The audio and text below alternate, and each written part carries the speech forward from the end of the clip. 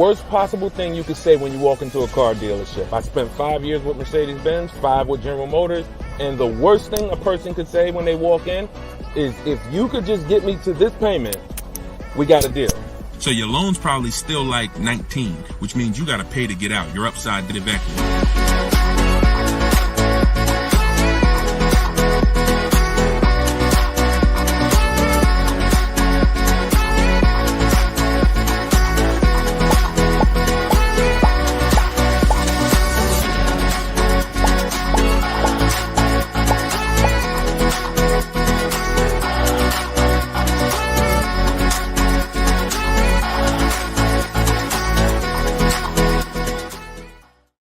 Welcome, everybody. Welcome to episode 7, I believe we're on, of Car Shopping Questions and Answers. We're live. Today is Thursday, 3 p.m. If you're watching this right now, then you are live. What we're going to start doing is we're going to start letting you know, because we do rebroadcast these shows all day, so you can, catch up on them. You can send friends and family to watch the rebroadcast, but right now you are actually with us live. So welcome. If this is your first time here, can you type a 1 in the chat? Shout out to the first time people. I just want to see how many people are new. You've never seen me before. You've never been on a live show. Okay, Troop Chat, I see you, Troop Chat. Good to see you. I always like to know, because most of you probably have never been on a live with me before. What's up, Black Hummingbird? Great to see you. So hold on, I got Instagram on my phone here. And as you come in, first of all, I want to introduce myself, because you don't know me. My name is Deshone. I go by Deshone the Auto Advisor. I spent 14 years in the car business, 5 with Mercedes, 5 with General Motors, and 4 I ran my own brokerage. Now what I've been doing since 2020 is showing you how to get below market car deals on purchases, leases, used cars, new cars, everything from home. I'm the author of the book, the digital book, Cars from Home, 7 Steps to Saving Time, Money, and Avoiding Dealerships. And during the show, for 30 minutes, as part of our welcome offer, you can get your copy for 75% off. It's normally $97, but in my TikTok bio, in my Instagram bio, and in the comment section, you can grab your book. You won't leave the broadcast, so you can make sure you get there before the countdown, but you'll still be here tuned in with us. So I want you to start typing your questions, and then Dolan, who's moderating, is going to pull them into the show, and we'll answer them one by one. Okay? Start typing your questions. I see we already got one from Michelle here on TikTok. Bounce back. Type your question on Instagram. I see you. Type your question in. And could everybody who shares, share? I'm only talking to the sharers. I know who y'all are, and I'm talking to y'all. Shout out to the sharers. And I'm still trying to find out. I might do a giveaway once a show for the sharers only, but I'm gonna have to figure out how to see them. So I got to figure out, maybe you screenshot that you shared, and we trying to do something special for y'all above and beyond, because we can't grow this show without y'all. The ones who tell your friends, the ones who invite your friends, the one who tag your friends, the one who hit those share buttons. Appreciate y'all. So we got something coming for y'all very soon. Okay? So pull the first question, and Dolan, let's get the show on the road. Okay, this one's from TikTok. Leasing and maintenance versus purchasing and maintenance. Great question. So with a lease, most times all you're doing is oil changes, tire rotations. If you got a luxury vehicle or import luxury vehicle, maybe they require like a brake fluid change. Like when I worked for Mercedes, you had a service A, service B, service A, service B. That's how it usually rotated. And the service B was, brake fluid change, but it's pretty cut and dry because it's a new car. So versus purchasing, then you're talking about long-term maintenance. Then you're talking about, which if you got a good car, you're usually still doing those things up front. But as you own it long-term, now you're doing things like, you're doing the recommended maintenance. So you might have a 60,000 mile service, a 80,000 mile service, a 100K service. These are all things that come in the maintenance book. And with a lease, 99 times out of 100, we're not doing that. So, you know, I'm not going to say we're not doing that, but whenever I lease, I'm not doing those services because we're out of the car way before we ever hit that mileage. So big difference, big difference. All right, go ahead. Next one, Dolan. Let's go. Black Hummingbird, and y'all forgive me because I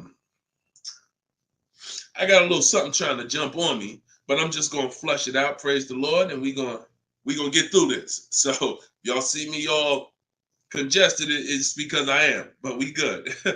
My car was totaled in an accident. Sorry to hear that. How long should I wait before I get another one? How long can you wait? You know, I'm not a fan of shopping with my back against the wall, but I'm a fan of, you know, if you going to be in a rental car? Are they giving you a rental? Sometimes you only have 30 days with the rental before you have to pay. I don't know if you have a backup car, but you know, that's going to depend. So what you need to ask yourself right now, because you have to replace that car eventually, I want you to ask yourself, and everyone on here, I want you to answer this question: how many years are you keeping in that car that you're buying?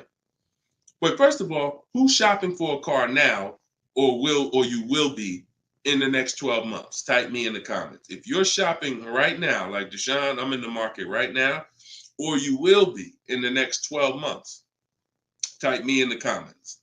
Okay, I see you on TikTok. Anyone shopping for a car? Michelle, she's shopping. Okay, if you're shopping for a car right now, or you will be in the next 12 months, type me in the comments. All right, Black Hummingbird. Yep, I see you. El Rail on YouTube, I see you. Jesus on YouTube, I see you. All right. The first question I want y'all to answer, everybody, is how many years you're keeping the next car?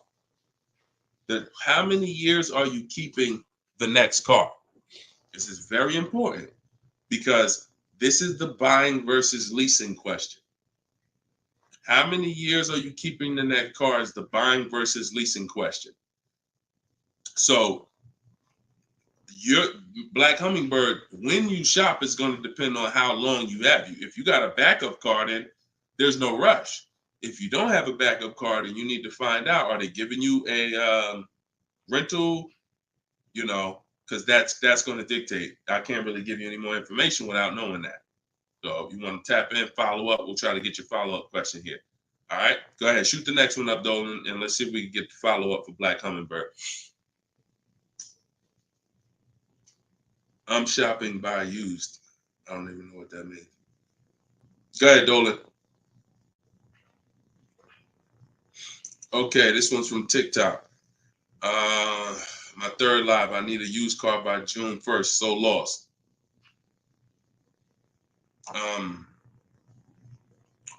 Where you lost? Everyone learns differently.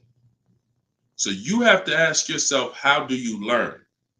There are people on these lives, we've already gotten DMs and emails saying that people use the show, they use the strategy, and they got cars. So we've only been doing these shows for a couple weeks now. That's because they can learn that way. Somebody else who can't, you got to be honest with yourself, but I give you the information in multiple different ways. In my book, if you're a book person, in my video library, it's up to you. But if you're sitting here, because everything we do on this show, I try to break it down. No, we don't rush through answers. I don't give y'all one-word answers. Every question, we pretty much take it and we break it down to the nth degree. And some of the things you guys have similar questions, so we've answered them on multiple shows. But you have to know how you learn in order for you to win. Okay? If you're lost here, then you could stick around and we'll continue to do what we do here. But you have to know how you learn. That's why we make information available in a multitude of ways. You see people who have my book. Some people could piece deals together with my social media videos, even though they're all different topics. Used cars, buying cash, leases, they're all different topics. So you got to really piece them together. Some people do it that way. It's up to you. But don't just sit there struggling, man. Not at the cost of what it costs. not at what it costs. All my information is available and it's affordable. Some of it's free, a lot of it is free. But every single product I offer, from my coaching program to my book, it's all affordable. So get in where you fit in, brother. That's really the best advice I could give you. All right, go ahead, Dolan. Shoot the next question.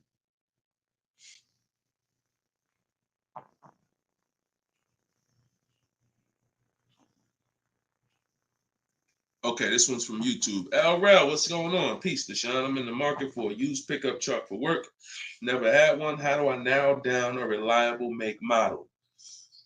Okay, so if I'm looking at you, the question you're asking is about the quality of the car, not finding a good one. So, example, let's just say there's a Dodge, a Dodge pickup truck. I'm just making this up, and that vehicle has a low reliability score. It doesn't matter if I go find a good one and I use my steps, the steps I'm going to go over with you to find a great used car, because the car overall has a low reliability score. Some Nissans have a low reliability longevity score because of their transmission. It doesn't matter if you use what I'm going to teach you to narrow it down to a great one, because the vehicle overall has a low longevity score.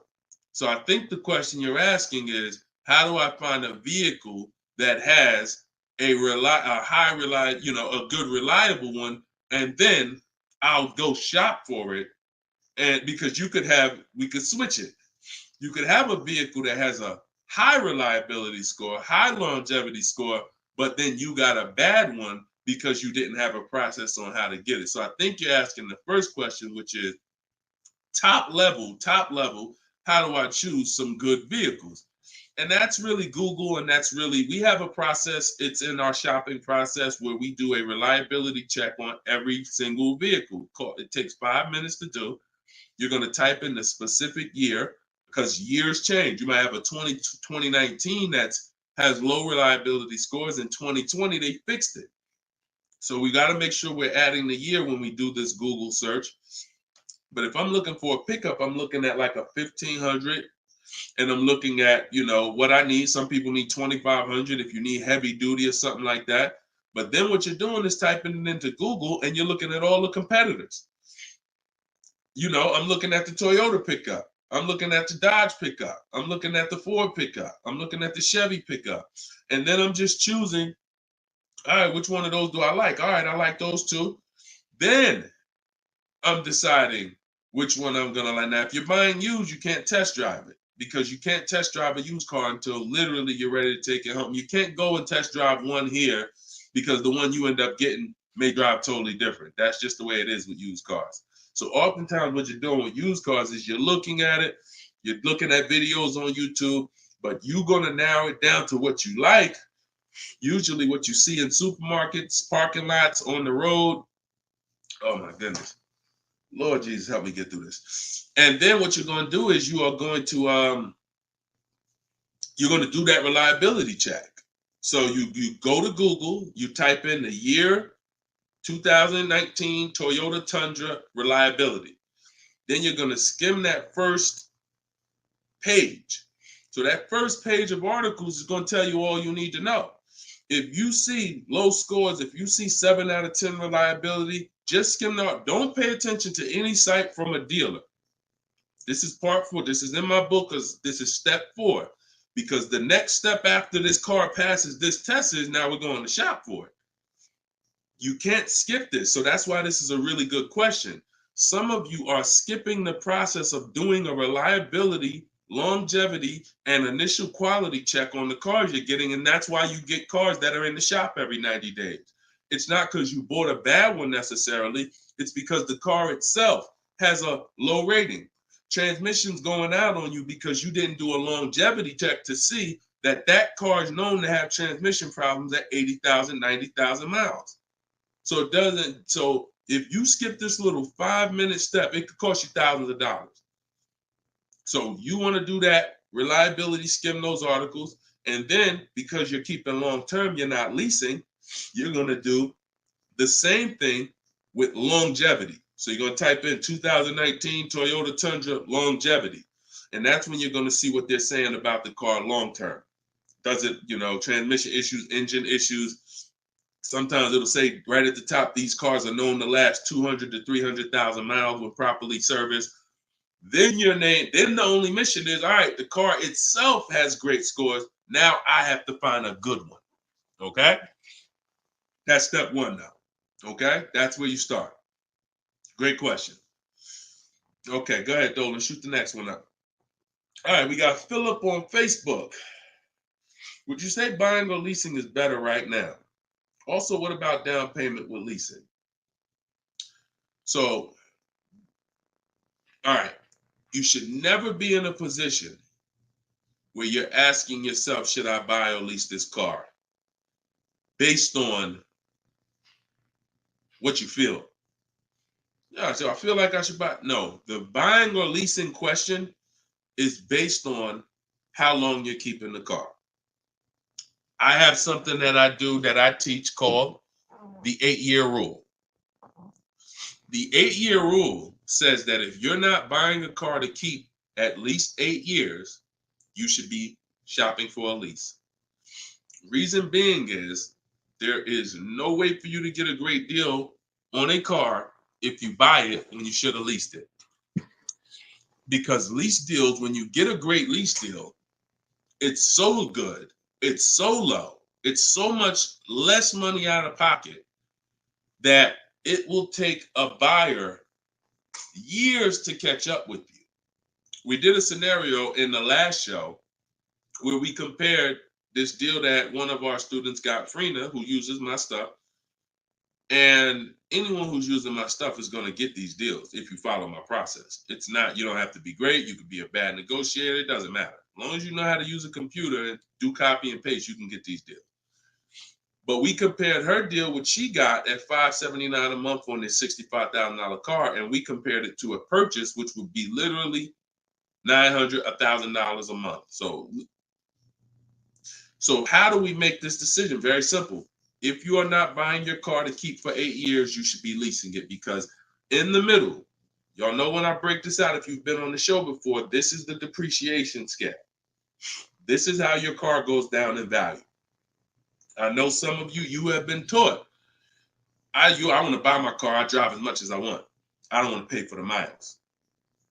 But you're paying for your miles. Because check this out. You buy your car here for $30,000. A year later, even if you don't drive it, it's no longer worth $30,000. At best, it's worth $22,000. If you don't drive it, 1 mile is probably worth $25,000. You lost $5,000 and you never drove it 1 mile.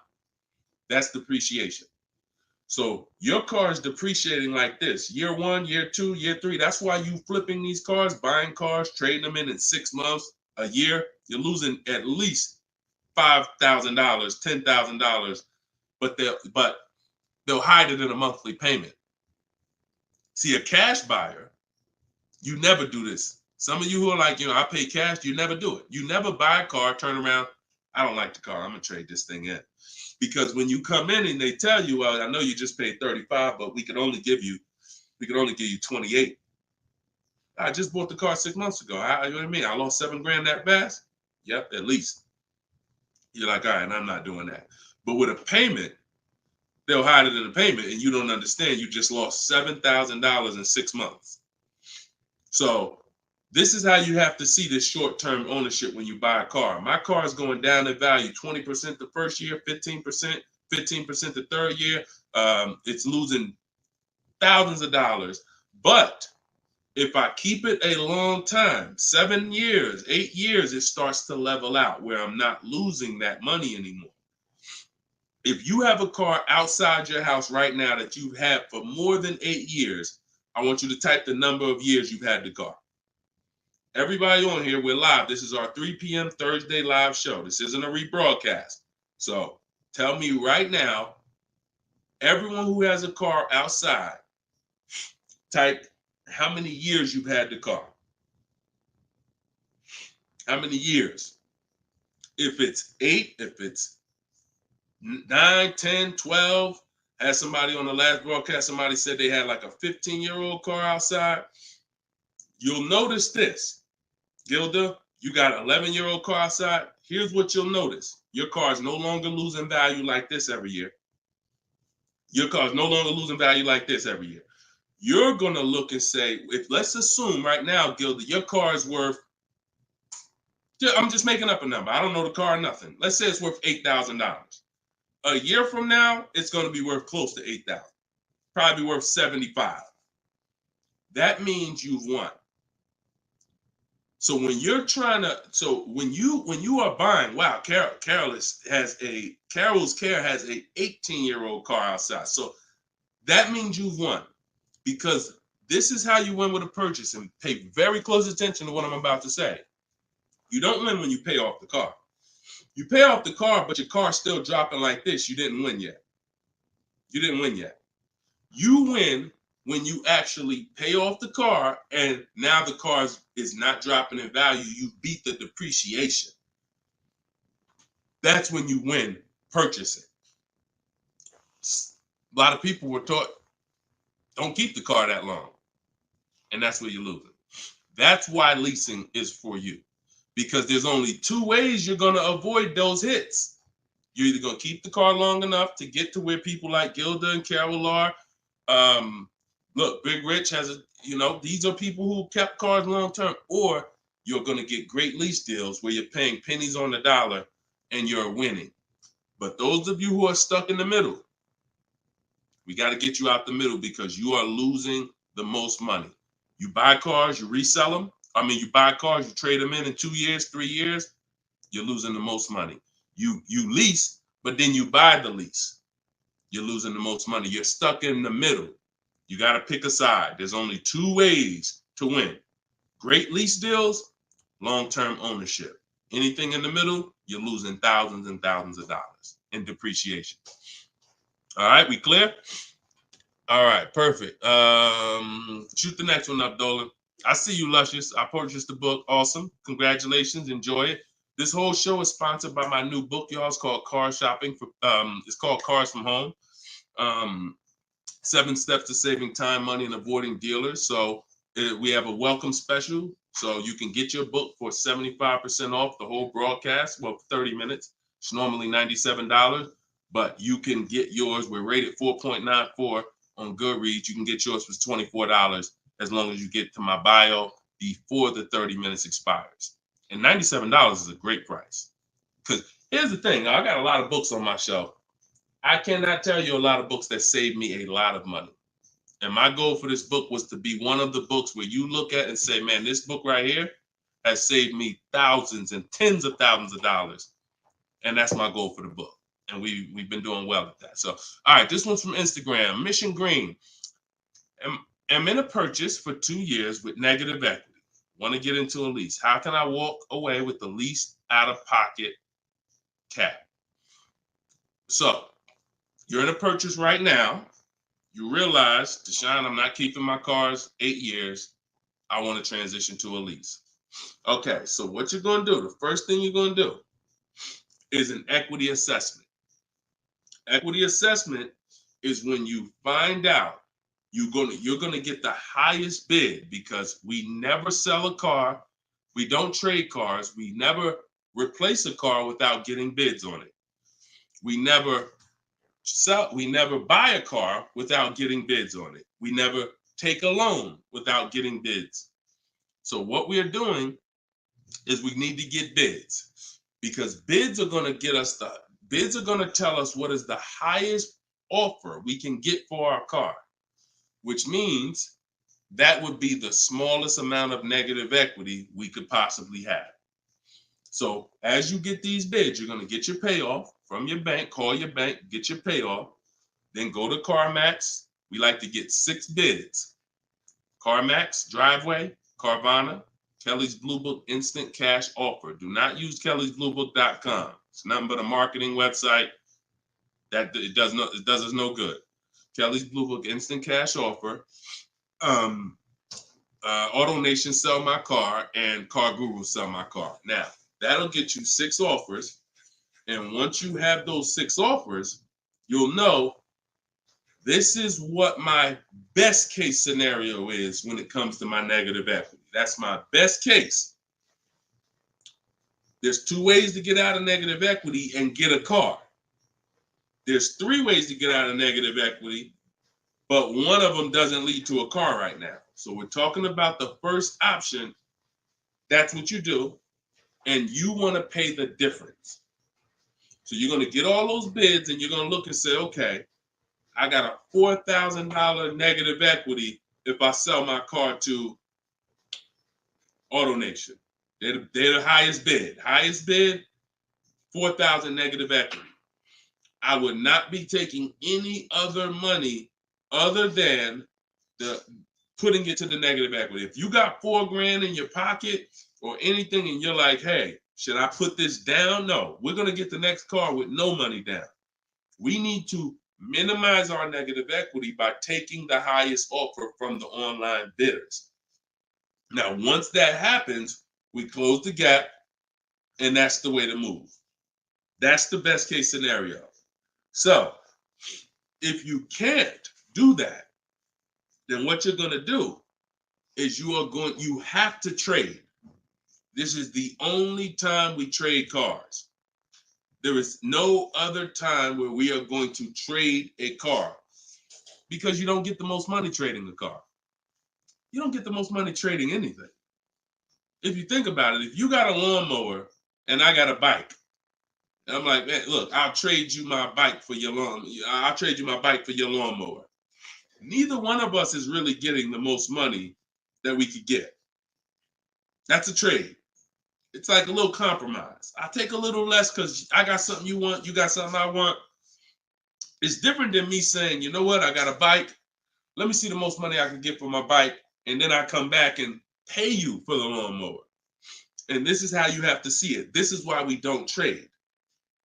Because when you trade, you're not making the buyer win a bid. You're not making the buyer bid. You're just saying, whatever you could pay me, I'll take it. That's why the first option I just laid out is the best option. But some of you don't have the cash to pay the difference.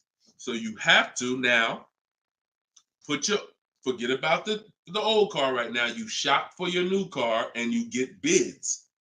So let's just say in that example, I find out I'm you. I can't cover the difference and sell to the online bidders. Now I'm going to start shopping for my lease. So let's say I'm shopping for a Jeep Grand Cherokee. I get my offers. I find out who wins the bid. I identify you're the highest bidder, and I'm going to that dealer and saying, okay, you're the best bid. Can you tell me what you could pay for my old car? I'm not telling them what I owe. That doesn't matter. I'm just seeing what could you pay for my old car? And then I'm going to have them get an offer. Now, it's not, in 99% of the time, you guys, it's not going to be what you thought it was. Which, if your highest offer over here with the online bidders was 22, do not think that dealer who won the bid is going to say, I'll give you 22. They probably say, the most I can pay for it is 20. And you have to take it because they can't win both bids. That's just almost impossible. The fact they're going to outbid all their competition on the car you're trying to buy from them. So I beat all these other Jeep dealers to win your business, and I'm going to beat CarMax, Boom, Driveway, all these other companies and pay you more for your trade. That's not going to happen. So that's why I say the first option is the best, because the second option, you're going to have more negative equity because the dealer cannot pay as much as the online bidder. So now that's what you would do, and you would tell them, okay, please add it to my deal, and you'd have to roll it into the lease over there. Third scenario where you can't get out is if you have too much negative equity. You're either going to need cash or you're going to need to pay the loan down. It's that simple. Because when you bring that negative equity over, the bank only has a certain amount that they're going to approve. If you're buying a $40,000 vehicle, they're not going to approve $55,000 because you got all this 10 grand negative equity, 12 grand, you're just trying to slap it on. You can have a 900 credit score. That's why I call negative equity the bad credit for people with good credit, because it can literally prevent you from getting a car. So that's when you have to pause, or you got to put money down to try to get within the loan to value ratios. And that's why I say stay out, get out of negative equity and stay out of it. And 99 times out of 100, the reason for your negative equity is you don't lease. You don't lease. You buy cars, you take out 5-6 year loans on them, God forbid longer, 7 years, 8 year loan, and then you trade those cars in before the loan's paid off. That's what's happening 99 times out of 100 to cause people negative equity. And we got and that's the cause. So I just gave you the solutions, but I also want you to know the cause. And that because you're already moving to a lease, you already understand, which is good for you. You already understand, all right, I'm not buying cars anymore until I want to keep something 8+ years. I'm going to start leasing. So this should be your last time ever having negative equity. Okay? Great question. All right, Dolan, let's throw the next one up. Great question, Mission Green. All right, we are live, y'all. It's our Thursday 3 p.m. live show. Shoot your questions in. Dolan's going to pull them in one by one. We're going to try to get through as many as we can. What's the best way to start about negotiating from the online price? Is this for a new car or used car? This is RT. I don't want to mispronounce your name. How do I get your book? S. Lewis, it's in the comments. Dolan, can you make sure we got the comment for S. Lewis here on YouTube? For those on YouTube, in the comment, we should have a pinned comment where you can just click it. You go to deshonsbook.com, or you might be watching us on a screen. If you're watching us on a television screen, you can scan that QR code with your phone, and you can get it that way. If you're watching us on TikTok or Instagram, you can go to my bio. There's a link in my bio, and you can grab your copy. And you won't leave the broadcast. You'll still be able to hear us, but you can get your copy before that 30 minutes expires and the book goes back up to $97. Okay, when are you really live? I'm live right now, TFD. I don't want to mess up your name. So, all right. So I can't wait for you to answer, but what's the best way to start negotiating from the online price? So let's just assume are you talking about a used car? If you're talking about a used car, here's what you got to know. There's two types of dealers. One dealer posts great prices and sells cars very fast. That's I didn't witness this until I worked for a Lexus dealer. I worked for Lexus for like 6 months. It wasn't for me. Great car, but it wasn't for me as far as the dealership. It's just I had already sold Mercedes. Mercedes was a little bit more exciting clientele because it's just a bunch of different people. There's luxury people, there's sports people, there's performance people. So I went back to Mercedes. But what I saw with this dealership is this dealership was big on volume. Great price, not going to mark the car up a lot. So if you come in thinking, or if you call thinking, hey, take $3,000 off because you're programmed to negotiate, you're not programmed to know a good price. See, when you know the used car market, which is what I teach, this is what I teach in my book, it's what I teach on the show. You need to know the used car market because, and remember what I'm about to say, this is very important. What's hurting you is you don't even know a deal when you see it. I've had people who are looking, I'm literally making them an offer that I know the dealership is daggone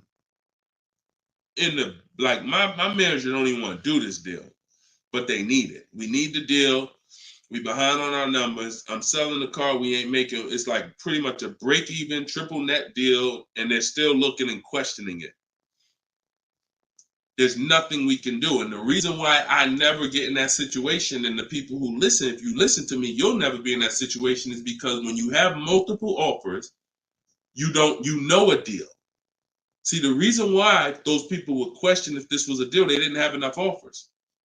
They didn't see that there's offers $2,000, $3,000, $4,000 more than the one I was making them to know confidently, Deshone, this is better than every offer I got so far. Let me take this and get up out of here. So you don't know a deal when you see one, and that's hurting you because someone who knows a deal, like me or like somebody that listens to me, give you an example. Some of you are in the same town as some of you have my book. And some of you are actually shopping for the same car that someone else on here is shopping for. That means y'all are competing. So someone who's using my stuff and who knows a deal and who's sitting here talking to multiple dealers while you looking at one dealer slow and doing this, they're going to get that car out of before you even have a time to wonder if this was a good deal. Oh, you know what? That is a good deal. Let me call them back. That car's gone. It's gone. So that's the first type of dealer. They price the cars to sell and they're not going to be online for more than 24, maybe 48 hours, and they're gone. The other used car dealer is dealers who price them high and they prepare to negotiate. They're ready because they know people want to see a discount and they're waiting for somebody like you to come in and say, okay, knock $2-3 grand off, you know. But if they're overpriced, what does it matter? If you're overpriced $3,000, $4,000, $5,000 and you take $3 grand off, you're still, it wasn't the best deal. So don't think so. Some of the best used car deals, when I bought my Infiniti truck, he literally only had $800 he could give me when I got there. I didn't ask for it when I was on the phone because, again, what I say, I'm trying to teach y'all the psychology. I don't want you to know everything that goes on behind the scenes. I just want you to know what to do. But every now and then I got to tell you why you should be doing this. When that car comes on and that dealer knows this is the best price in the market, this car is not going to last for 48 hours. You call them and say, hey, could you do another 1,000 off? Click, not even interested. One, the car just got here. I don't know who you are. I don't know if you're serious. Listen, we ain't got no time for that. What we do when we find that best car is we know we've done all our research online from home. I'm on my way. Only thing I need to know is, has the car been smoked in? Because I can't see that online.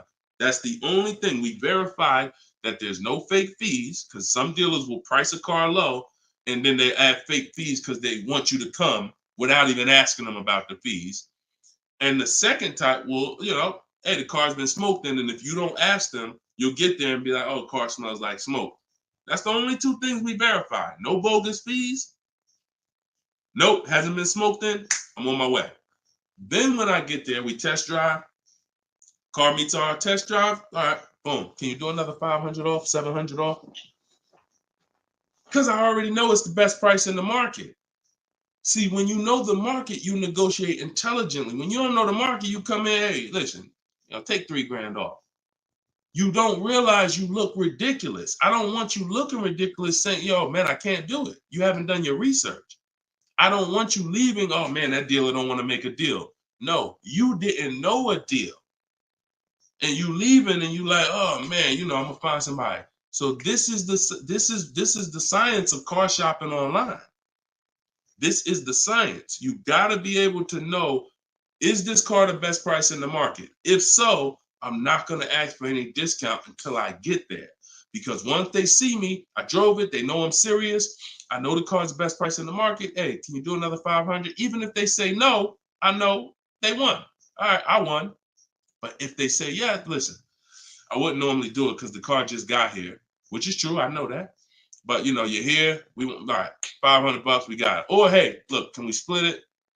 I really don't have the room. In which case, we know they're telling the truth because we know the market. You got it. We'll do it. This is how you get below market used car deals. You don't just stumble onto them. You get what I'm saying? Is everybody clear on that? Type clear if y'all are following what I'm saying. Clear if you're following what I'm saying. You're not going to accidentally stumble into a below market deal. It takes strategy to get below market deals. If everybody could get below market deals, they wouldn't be below market deals. They'd be average deals. Does that make sense? All right, glad we clear. I see you, Michelle. All right, shoot the next question up, Dolan. Let's roll. Let's keep it going. I see you, Rose, on Facebook. All right, Blooming Chosen One from Instagram. Almost done closing at 1%. Let's go. Come on. Come on. That's what I want to hear. Come on. If y'all don't understand, Blooming Chosen One is about to close a 1% lease deal. That means her lease pay, I'm assuming that this is a woman. I can't see, so forgive me if there's no picture. She's about to close a lease deal at 1%, which means her lease payment is 1% of the MSRP, no money down. I just want to make sure it's clear, chosen one. We don't, if it's money down, it's not 1%. It should be like $400 a month. I'm giving you $400, car's $40,000. That's 1%. So, any tips on techniques for finding great deals on insurance? I use Insurify or I use Jerry. These are apps that shop on websites that shop multiple carriers. And I know it's Kayak and stuff like that, but what I found is Insurify has like insurance companies that we don't know about. It's painful shopping for insurance unless you have something that's actually, because think about all the insurance companies around us that will want to give us auto insurance. We don't know about them though. Small companies, they don't have the advertising budgets. So you want a tool that's going to connect you with all these insurance companies, not just the big name ones that we all know, Liberty Mutual, State Farm, that got the, $1 billion marketing budget. Some of the smaller insurance companies, we want to get those offers. And so Insurify.com, I'm not sponsored by them. I just love multiple offers. So I love multiple offers. And so any tool that gets me multiple offers on anything, I love. So yeah, that's what I would say. So keep me posted. I told you, I want to see your deals. See, she didn't even say what car she's looking at. That's how we know. See, people with no skills, all they talk about is the car. Just got the new Range Rover. Yep, just treated myself. Retirement gift. All they talk about is the car. And I'm not stepping on your toes, but you like Deshone, that's me. That's me. I know who I'm talking to. When you start getting skills and buying cars, making people bid 90 minutes from home, using my systems, the first thing that you're excited about is the deal. The car's second, but the deal's, once this deal's closed, now I'll get excited about the car. All right, good job. Great job. I love it. Go ahead, shoot the next one up, Dolan. All right, from TikTok. Is it true that there is no need for down payment? That if you do it, it goes to the salesperson's commission. If you do it wrong, if you are doing a down payment, it's between you and the lender. If you go in and you're a payment shopper, then your down payment is usually going to go to commission. A payment shopper says things like, how much does that car cost a month? Okay, that's a little high. Could you get it to, could you get it like under 6? That's a payment shopper. No idea about the numbers, just talking about payments.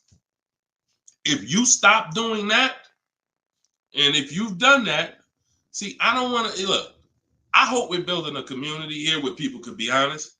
If you've done that, type ouch in the comments. If you've gone into a dealer, looked at a car, said, how much those run a month? What kind of monthly payments are on those? And I know that there's some people who are not gonna be honest, but this is how a lot of people shop. It's a payment thing. Yeah, okay. I appreciate it. I see. All right. I see we got some. All right, we got some people being honest in here. I see you. I see you, Michelle. I see you, Bye Lion. Not Michelle. So that's where you get in trouble. So what do you do outside of that? You separate the payments from the car. The payment you handle when you're shopping for, look, Byron on YouTube said, ouch, just experienced this past weekend. It's terrible out here. It's great out here for us, okay? It's terrible when you have no strategy. It's terrible if you're winging it.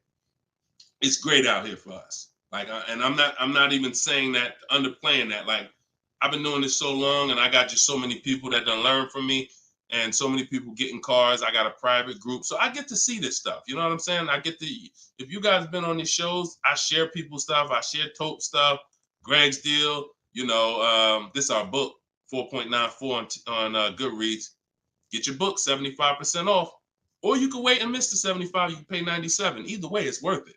Either way, but $24 is better than $97. In my TikTok bio, you got 30 minutes, or in my Instagram bio. But check this out, Kimberly's deal. She saved 20 grand off her Maserati. Look, Bonita, Middle of the pandemic. So we've been hearing since we started this whole thing, yo, it's terrible out here. Man, there's no deals out here. Middle of the pandemic. Look, December 2022. Blood in the streets. Kia Telluride, one of the most popular vehicles of the last 3 years. Bonita, from home. Kia, 2023. 600 down, 600 a month. People paying $800, $900. It's people right now that's going to watch this broadcast that has this particular car paying $700,000, $800,000, $900,000 a month for it. This same vehicle. So, Charles, Hyundai Palisade, top 5 most popular vehicles the last 5 years in this category. Look, $597 a month, $48,000 truck.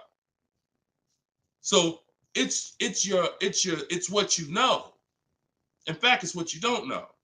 So I would tell you, yes, when you are winging it, when you shopping, when you just winging it, yeah, Byron, it's gonna seem like, man, it's horrible out here. When you step back and start using my bidding systems and letting these deals come to you, letting loans come to you, you're gonna feel like you're in control. You call the shots. Okay? So that's what I want everybody to know. It's all perspective.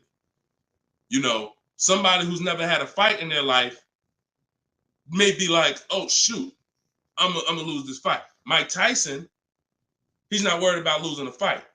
And I hope he's not throwing this fight. So, another thing. It's all about what you know.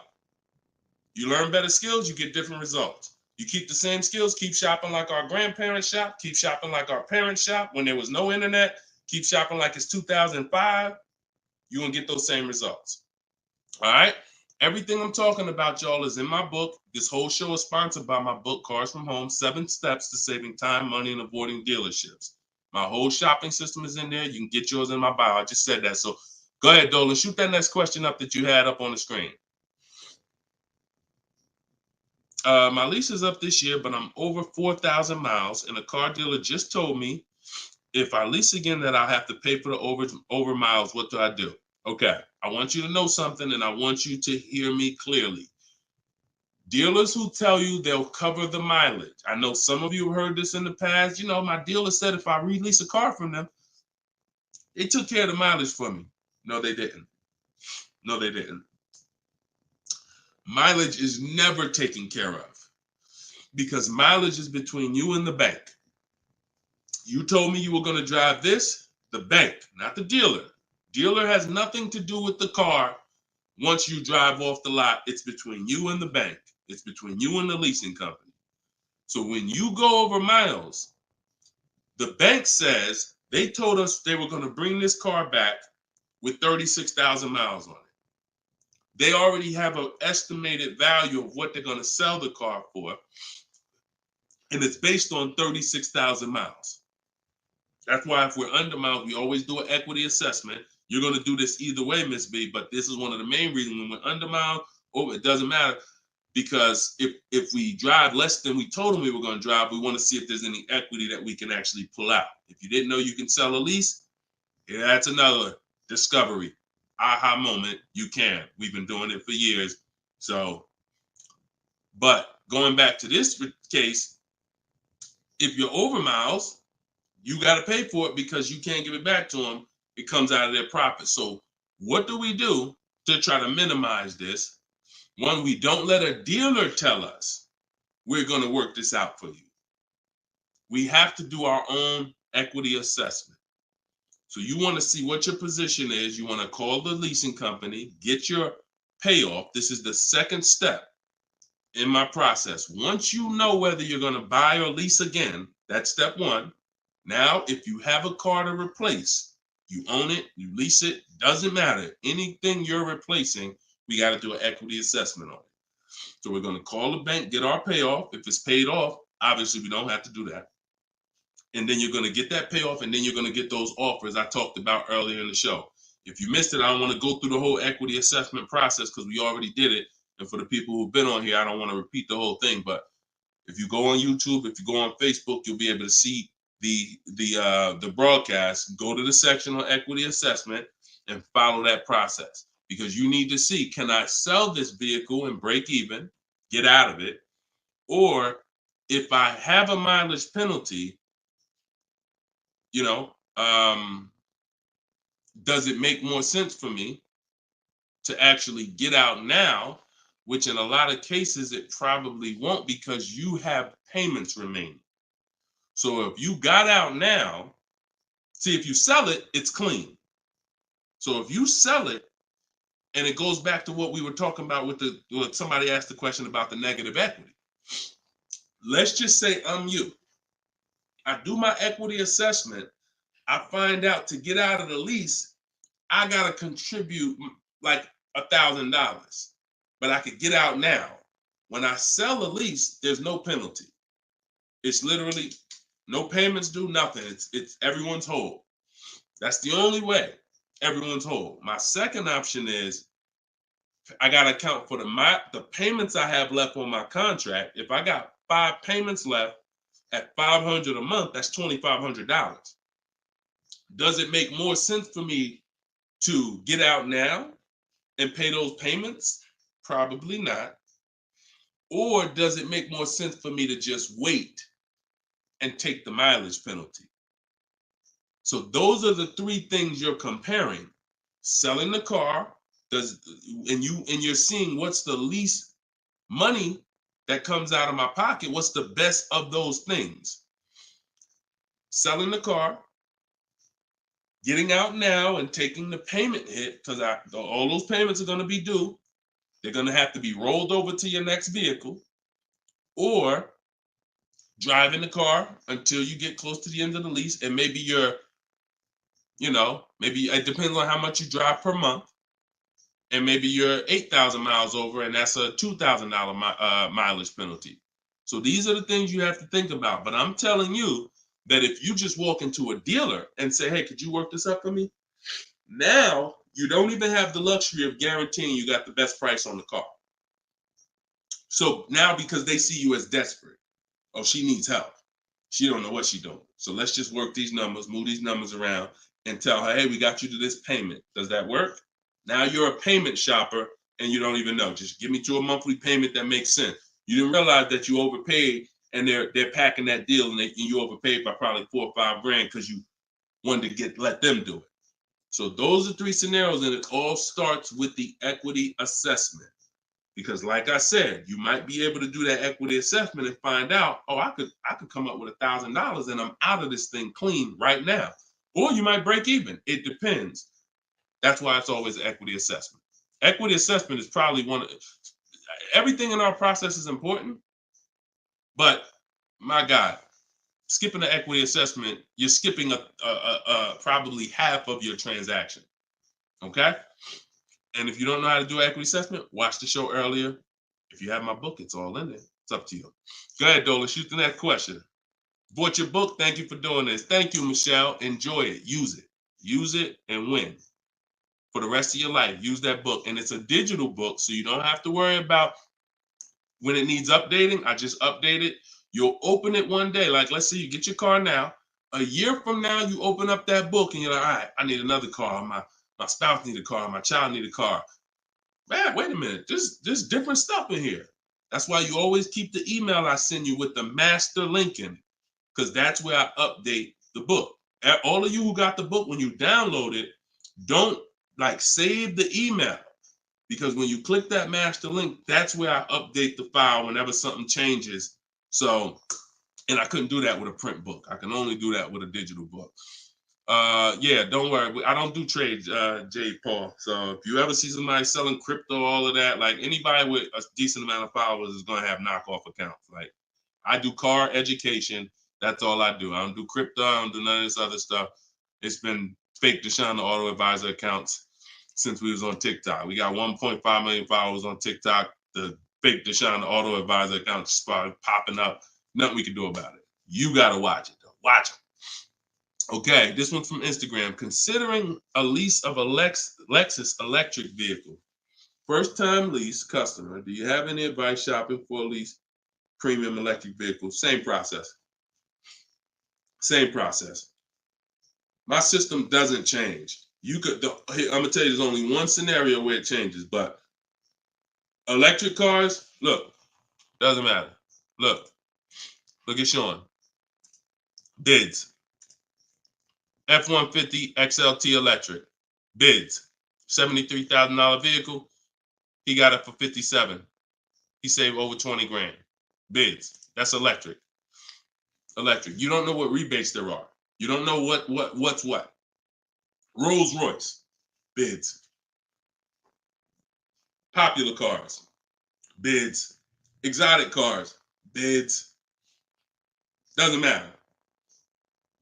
Process is the same. The only time that bidding is not called for when purchasing the car is with Tesla or any manufacturer where the price is set. No matter where you go in the country, it's the same price. You buy Tesla in New Jersey, same price in California, same price in Minnesota. One price all around the country. You order the car. That's it.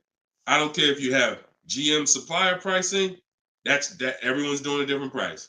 Some people are not going to tell you. They won't tell you what the rebates is. Some people, oh, Deshone, I'm a Ford employee. I get Ford special pricing. Bids. Because 80% of dealers are going to lie and not give you the real Ford special pricing. Everything is bids. Put everything under there.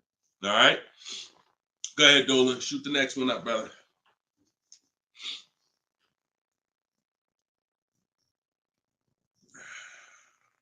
No, you don't bid. You don't bid, Coco. You're making people bid. This one bounced back, Brian from Instagram. What's up? Hey, bro, I recently financed a BMW 330M, but the problem is they gave me a high APR. Sounds like a payment shopper. Listen, we got to take responsibility. You accepted a high APR. Now, how do you get out of it? Only way is to refinance. You can refinance or sell a vehicle. And so bids, what we do is, see, now let's just say for an example, you use our system we call the bank bidding war. Bank bidding war is 3 rounds. We check to see if there's any special interest rates. 1, no special interest rates on the car, which a BMW 330M, probably not. You never know. But then if there's no special interest rates, we go and we get bids and we find a dealer that's going to sell us the BMW M for the lowest price. And it doesn't matter, popular cars. I had a young lady earlier this year. Well, no, that was last year. She was looking at the brand new X4M, redesigned, just redesigned, brand new body style. She got her offers. Best offer was $3,000 below MSRP. Worst offer was like $5,000 over MSRP. Brand new, newly designed, fresh in the country. No one's ever seen it. Bid, she got $3,000 below MSRP. When people are paying thousands more than that. So it doesn't matter the car. Now, once we, but that's that's the part where I say you separate the loan from the car. You separate the loan from the car. We find the dealer who's going to sell us the car for the lowest price. Once that's done, now this is when we talk about the second round of the bank bidding war, which is my bank, my credit union, online lenders, not the dealer yet. The dealer is round 3. The dealer's banks, the dealer's credit unions, that's round 3. That's the final round. Second round is I'm coming home, getting my bank, my credit union, online, giving them my information, going online, car loans online, looking at everyone that I can find that gives car loans in my area, letting all these people run my credit, because if you do this right, it doesn't affect your credit other than one hard inquiry. It shows all the inquiries on your report, but when you rate shop using the bank bidding war strategy, at the end of the window, it only weighs on your credit like one hard inquiry. But you got to do this in this small window. It takes 2 days. First one is all of those bank, that's the round 2. So now let's say my best rate from that round 2 is 7.9 interest rate. Okay, round 2's done. Now I'm calling the dealer who won the bid, who has my car waiting. I already reserved it. And I'm saying, okay, my bank or this bank gave me 7.9. If you guys can beat it, I'll give you the business. Now round 3 starts. with the dealer going to work. That's when the dealer's bank. See, the problem is the dealer was your first offer for financing, or one of your first offers. The dealer, when properly done, is our last offer. And so if he came back and at the end of those rounds, 8.99 was the best rate, you wouldn't have a question. You wouldn't be questioning it. You wouldn't be saying, oh, man, how do I get? You would still be considering refinancing because that's still the solution. Whenever rates get lower, you refinance. But you wouldn't be it wouldn't be they gave me that. It would be that was the best rate available at that time. So that's why you need to get bids for future reference. But in your case now, all you can do is find somebody to refinance the loan. And that's what you do. Type in car loan refinance online. Call your bank, call your credit union. Hey, I'm looking to refinance and see if they can be 8.9. Okay. For future reference, though, bank bidding war. Okay. And that's, we gotta, we need to, I want to get you to the point. You gotta, it's up to you. Use this. Everything I'm telling you is simple. Nothing I'm telling you is rocket ship building. This is all simple online processes from a computer. We got grandmothers doing it. We got introverts doing it. Doesn't matter. We don't even talk. Has anybody heard me say anything about talking? No. We're using online tools to get these processes done. That's why they work for everybody. If you had to talk, then yes, you could mess it up. But this is for the future reference. We want to guarantee that we got the best price. And the only way we're going to do that is with bids on everything. Okay? Go ahead, Dolan. Next question. Great question, though. All right. This one's from TikTok. Can24 Loco. Is a lease worth it if I know I'm going over the miles? You pick your miles. I had somebody no, I don't even want to talk about him. Somewhere along the line they told him it was okay. So you pick the miles on a lease, and I would never in a million years pick less miles than I need. 10,000 miles per year, 12,000 miles per year, and here's what happens: if you see somebody who's intentionally picking less miles to save $20 and to go from 10,000 miles a year to 12,000 miles per year is probably like $20 a month. To go from 12,000 to 15,000 for most cars is probably another $25 a month. So the difference between 10,000 miles per year and 15,000 miles per year, 15,000, no penalties. Deshone, I know I need 15,000, but I took 10. So you're going to do 15,000 anyway, and you're going to be penalized for the 5,000 per year over at 25 cents a mile. Instead of paying the additional $45 a month, which would be way less than the penalties, because 5,000 miles per year, 15,000 miles over at 25 cents a mile is $3,750. $45 a month times 3 years is $1,620. Numbers are numbers. $45 a month more to my lease contract from the beginning, because that's the mileage I really need. I'm paying $1,620 extra over 3 years to have a comfortable lease experience, no penalties, and I can enjoy my lease. Versus taking 10, knowing I'm going to drive 15, and then looking and saying, Dad, I'm over miles by 15,000 miles, and how can I avoid this almost $4,000 bill that's coming? Choose your mileage wisely. Deal structure. Step 3, I got a whole step in my process on deal structure. This falls under deal structure. So we never take a lease knowing we're going over the mileage. We just never do that. We're setting ourselves up to not enjoy the lease. For what? That's it. Step 3 in my process, I got part of deal structure. I got a section in my book on this, is choosing your mileage wisely, where you look and estimate how much you drive. Or if you have a car, you just look back and say, all right, I drive 12,000 miles per year. You can look back at what you drove. If you don't have a car, then you're just going to look and say, all right, how many miles do I drive to work? Okay, and you add the miles up, and you'll see throughout the year. Oh, plus I'm gonna take a vacation. I want to go down. I want to go on vacation 2 times a year. That's gonna be another 1,000 miles each. All right, perfect. I need 14,000 miles a year. It's a 5 to 8 minute exercise, but you haven't been taught to do it.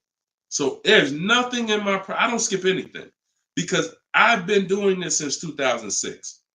I've seen thousands of scenarios working in dealerships, General Motors, Mercedes, thousands. And every time I see something that is horribly wrong, that's costing somebody money, I just made sure I added it to my process. Okay, I'm gonna make sure anybody who listens to me doesn't do that, because this is what happens when they do that. So we got to choose our mileage wisely to actually enjoy our lease. Okay. All right, y'all. Look, we hit 1 hour and 6 minutes. I'm gonna wrap it. I usually try to go like 1 hour and 15 minutes, but as y'all can see, I'm actually struggling to get through this. I need to go and get me some tea, and that's what I'm gonna do.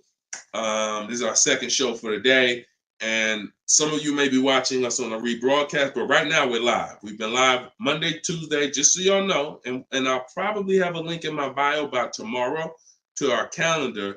But most days we're going live Monday and Tuesday, Thursday and Friday. We're going live at 12 noon Eastern time, 3 p.m. Eastern time.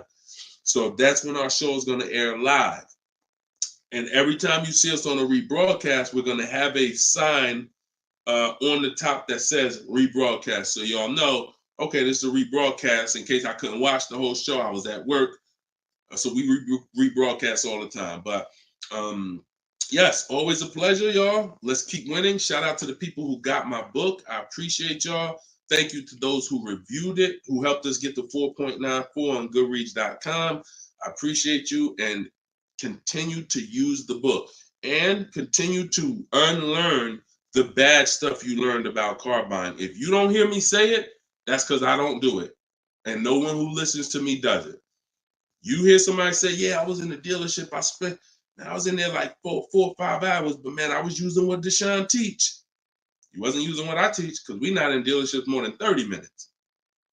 You wasn't 30 minutes tops. If we in there for more than 30 minutes, you could clearly say, this ain't what Deshone teach, because I'm only here to test drive, or I'm only here to pick up my car if they don't deliver. That's the Cars from Home way. So you can get your book in the bio, 75% off, as long as you didn't miss the countdown. Even if you missed it, it's $97. Great price, but all right. Let me get up out of here, y'all. And always a pleasure. God bless y'all. And make sure you like and subscribe if you enjoyed the content. Tell a friend. All right. I'll see y'all on the next show. God bless you all.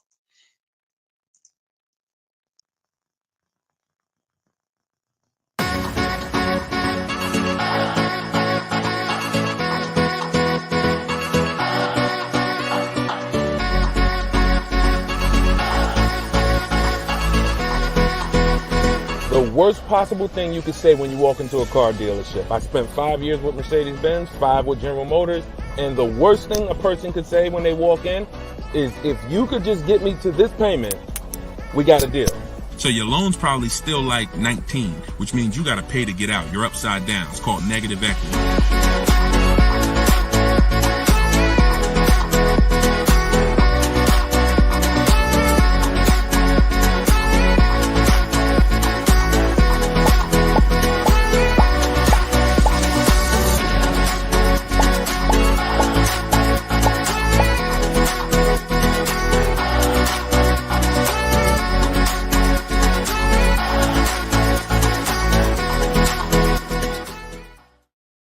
What is going on, everybody? Welcome to episode 9.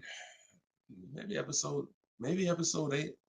Either way, I'll make sure the right episode is in the comments. But welcome to Car Shopping Questions and Answers. This is our live show. It is Monday. This is our noon show. We want to make sure that you know when we're live and when we're rebroadcasting. So every time you see the rebroadcast, you'll see a badge that says previously recorded or rebroadcast or replay. But whenever you don't see that badge, then you know we are live, and you can engage with us and ask your questions, and we will make sure that we get through as many as possible. So come on in. Everybody just come on in. I'm actually just sharing this broadcast on Facebook now. And on TikTok, welcome. I see you, Claudia. I see you, Dreamer. You guys can start typing your questions in. And let's do a little housekeeping first while we let the first couple questions come in. If you don't know me, this is your first time ever on the live with me, type the number 1 in the comments. I want to give a welcome to the first time people who've never been on a live with us before. And welcome back to the people who've been here before. I'm your host, Deshone. I'm known as Deshone the Auto Advisor. I spent 14 years in the car business with Mercedes-Benz, General Motors, and running my own brokerage. And now what I do is I teach people the science of car shopping from home. I'm the author of Cars from Home, my new digital book, 7 Steps of Saving Time, Money, and Avoiding Dealerships. And everything that I talk about, everything if you've seen any of my social media videos, everything is based on one of the 7 steps in our shopping system. So we don't hold back. So you guys can come in. I see a lot of people on TikTok coming in. Could y'all start tapping the screen if you're going to spend 10, 15 minutes with us? We're usually here for at least an hour. If y'all can start tapping the screen so we can let TikTok know we're about to talk some serious money over here. Frankie, I see you. Good to see you, Frankie boy. Thanks for sharing. Shout out to the sharers. And whenever we have the first question, we will certainly get down to it. Also, if you, all of you do have the opportunity to get my new digital book at 75% off. I always like to let you know about this welcome offer. The book is normally $97 and it's currently 4.94 stars on Goodreads.com. So thank you to all of you who have taken the time to rate the book, to review the book. But most importantly, thank you to everyone who's using the book so that you can stop car shopping like our grandparents. No offense, but most people are shopping the way our grandparents shopped before there was internet, before there was leverage. And my mission is to show anyone who's willing to listen how to stop doing that and how much money that's costing them today. All right. Did we get the first question yet, Dolan? If not, then listen, you know I could keep talking. Okay, here we go. Instagram. Shout out to Instagram.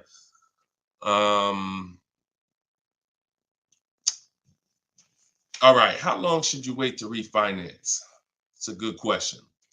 I would refinance when it makes sense. If you have rates are high right now compared to where they were a year ago, 2 years ago, 3 years ago.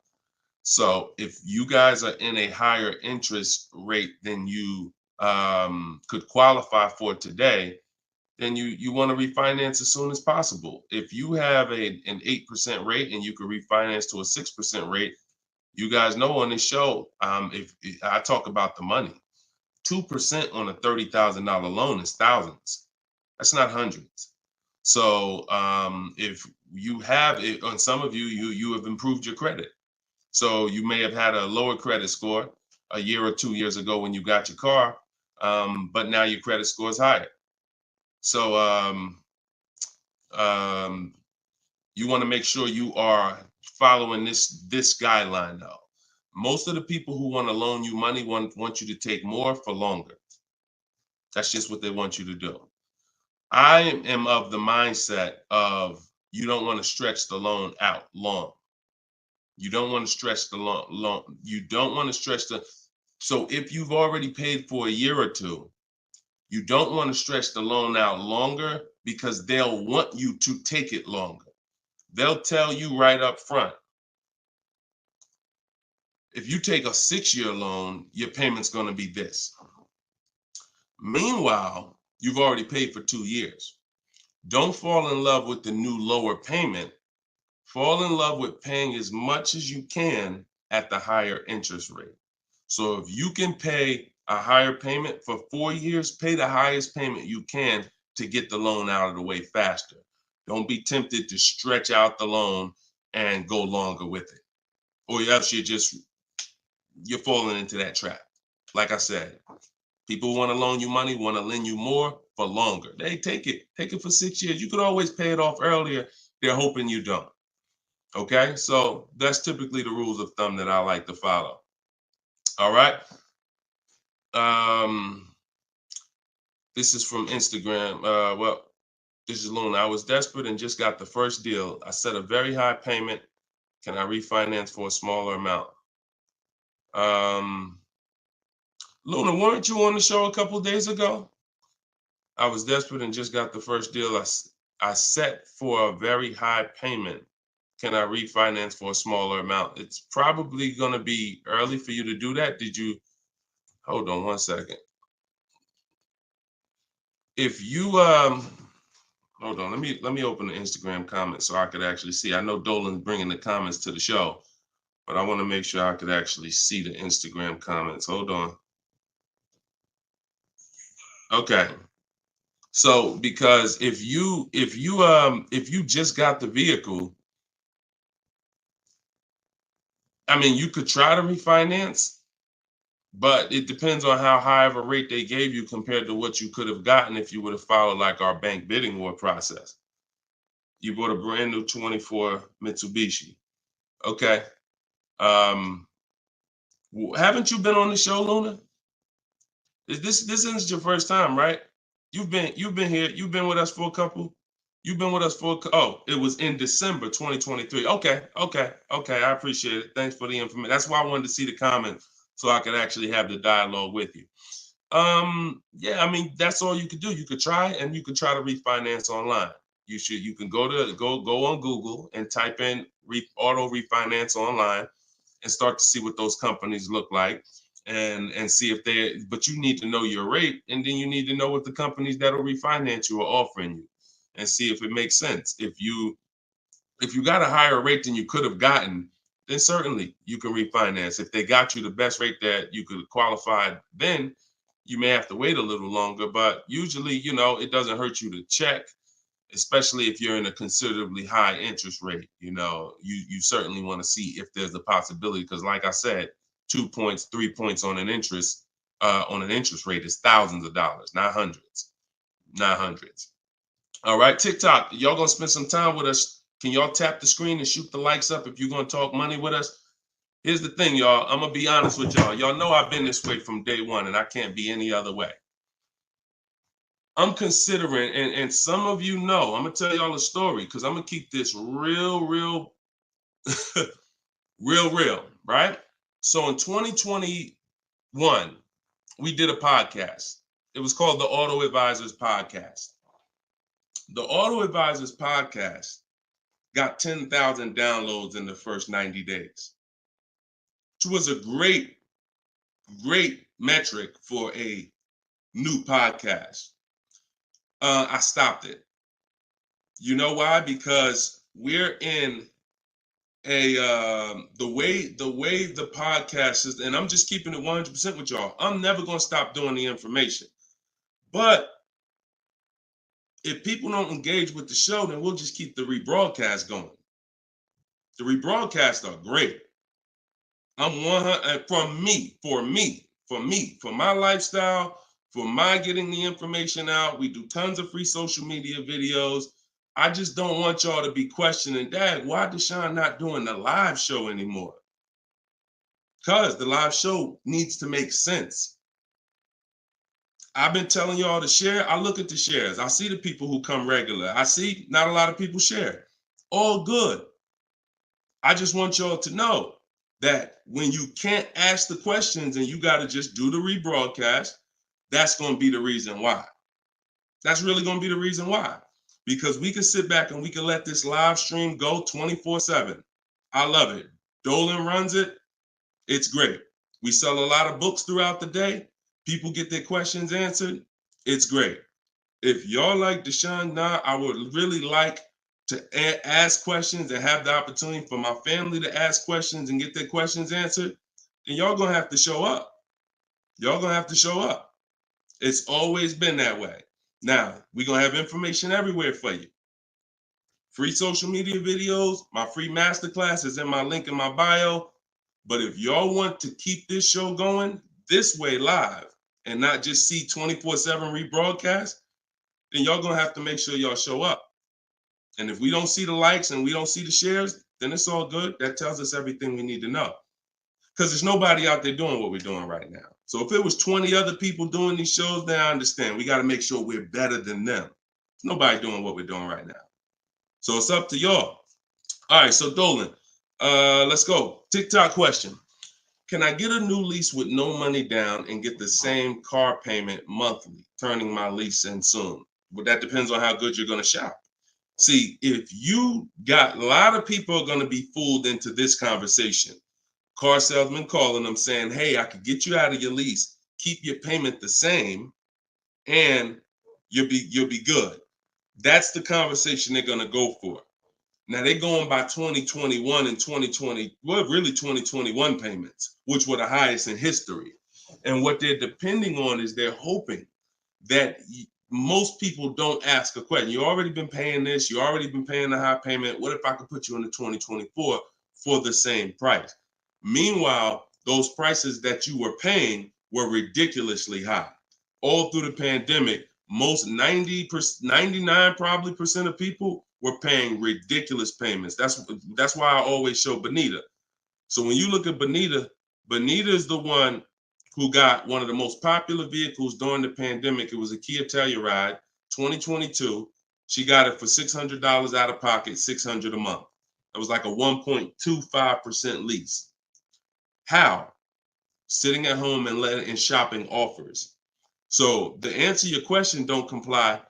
Your deal is going to be based on how well you shop.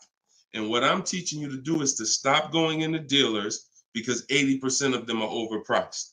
So you're going to go into a dealer, do your test drive, and then you're going to come home and you need to get at least 5 offers. Now you could do it my way. In my book, I have a strategy called the 25 to 5. We go online, we go to the dealer's websites, we put in what we want, 25 dealers' websites. It's a copy and paste template. Then we have conversations by email because out of those 25 dealers, figure about 10 are going to have a car we want. And then we're looking to get 5 to 7 offers. If you shop the right way, you're not shopping the right way if you don't see a $150 to $200 difference between your offers. You're just not shopping the right way because we know I've helped. Personally, we have about 1,600 people in our car shopping course, in my coaching program. And we probably have about 6,000 people who have my book.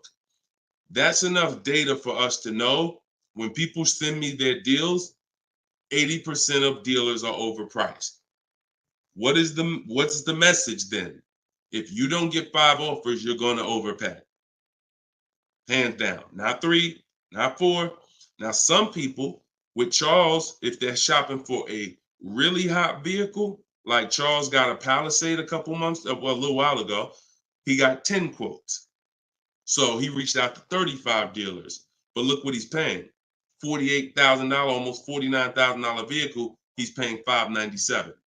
And both of those deals were no money down. So if he didn't know how to shop, then he would be paying $700, $800. Some of you may be looking and saying, Deshone, man, I got a Palisade and I pay a lot more than that. Or, hey, but that's going to depend on how you shop. You must get at least 5 offers if you're truly going to see the bottom of the market, because 80% of dealers, 4 out of 5 are overpriced. So certainly you could do deals with no money down. It's not even a question. And don't pay attention to commercials, because what you'll see is neither one of those 2 deals that I just showed you were from a commercial. They'll probably, when you look at what a commercial says you can lease a Kia Telluride for, especially or a Palisade for, especially a $50,000 Palisade, it would be a lot higher than this, and it would be with 1,000 down plus tax plus fees. That's why you can't pay attention to commercials. So that's the answer. Don't pay attention to commercials and get at least 5 to 7 offers. If you do it my way, it's quick. Takes about 20 minutes to contact all the dealers, and then you're using my email templates. Because what you got here, this is very important, you guys that are going to have conversations with dealers by email. You must know how to keep the conversation on your terms. You must know how to keep the conversation moving forward when people ask you, hey, can we get on the phone? Hey, can I get your phone number to call you? Hey, when can you come in? You must know how to have the conversation stay on your agenda. That's why I wrote the scripts. But even if you're not using my book and my scripts, make sure you are committed to staying the course, that you're not getting on the phone, you're not coming in, and that you're going to be shopping from home. Okay? Because salespeople will try to get you to come in. All right, go ahead, Dolan. Shoot the next one up.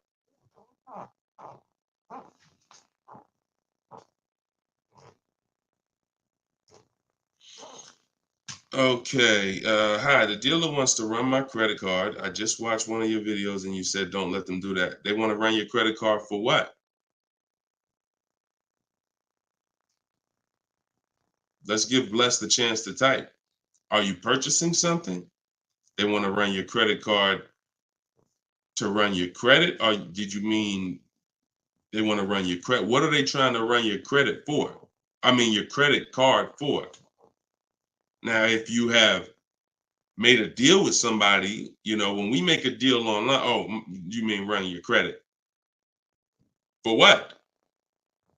What's the purpose of you running my credit? And that's not even what the ad. See, when you request your offers, you're requesting your offers by email. And we're always telling them assume tier 1 credit. There's nothing else for us to focus on. What is the purpose? Now, again, let the 80% do what the 80% do. Lie, tell you stuff. You need to have other dealers in your inbox to know. Sometimes people say, well, Deshone, this dealer said, this one dealer said they don't lease. I said, okay. How many other dealers that you talked to said that? No one yet. Okay. When 80% of them say that, that means they don't lease that car. One dealer, they might be having customers come in, don't know what they're doing. Oh, yeah, no, you know, we don't lease. Oh, okay. Well, I guess how much is it to purchase then?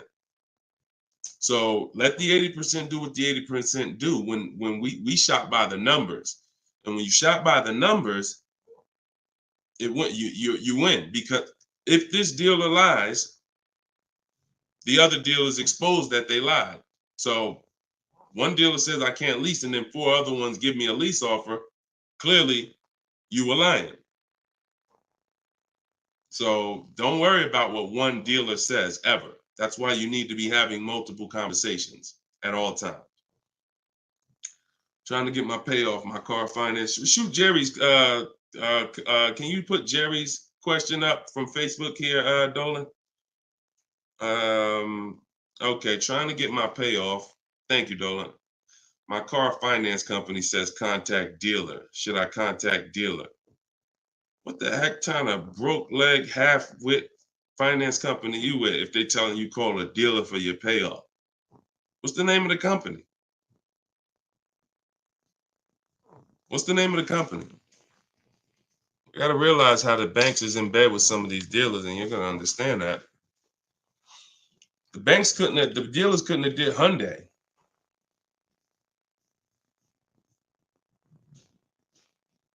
Why would they tell you contact the dealer for your payoff? Scumbag. I would call and speak to somebody else.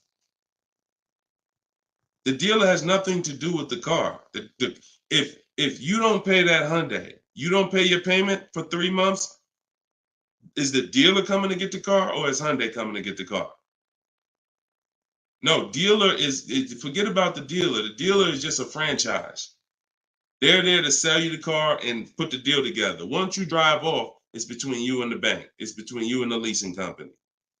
So why would the bank be telling you to go to the dealer? It's kind of like they're sending you, all right, so if you're calling for your payoff and the dealer says, oh, well, I'm going to charge you this much and this much and this much, because people will try to get their payoff, or people tried to buy their leases out, which is a terrible idea in most cases, but people were doing it and dealers were charging them a lot of money on top of their payoff, charging them fees on top of the payoff to buy their own lease. So I would call Hyundai and I'd ask for somebody else. I literally try to escalate that. Can I speak to a manager? Can I speak to somebody? Why are you telling me to call the dealer when the dealer is not who? The dealer has nothing to do with the car anymore at all. From the day you bought it, it's between you and the bank. You're the one that I owe. Why can't you tell me my payoff? And I would speak to somebody until I can get somebody on the phone who can give me an intelligent answer. That's ridiculous. That's ridiculous. TikTok quiet today. Y'all quiet on TikTok, boy. What's going on? Are y'all gonna send questions in? Let's keep them coming from Instagram then. TikTok, y'all usually be the ones sending the most questions. Let's go. What's up, Ron? What's up, James? Let's go. Type in your questions if you want. Let's go. We'll be here for about an hour. Deshone got the ebook. Sent email templates out, got responses, perfect. Using the counter offer calculator, perfect. And they either stop communicating or say I have to come in to do any further negotiations. We have scripts for that. We have scripts for that. No, none of the other dealers I speak to have said that. Just go to the script.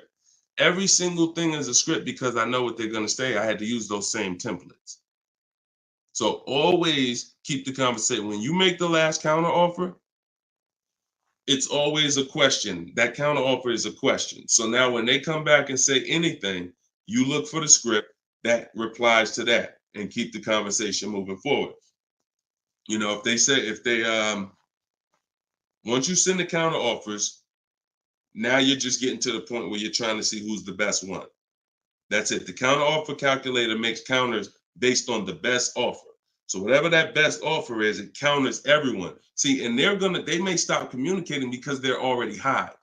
So if somebody gives me a 1.1% lease and other people give me a 1.4, 1.5, 1.6, when I counter, I'm countering based on the 1.1.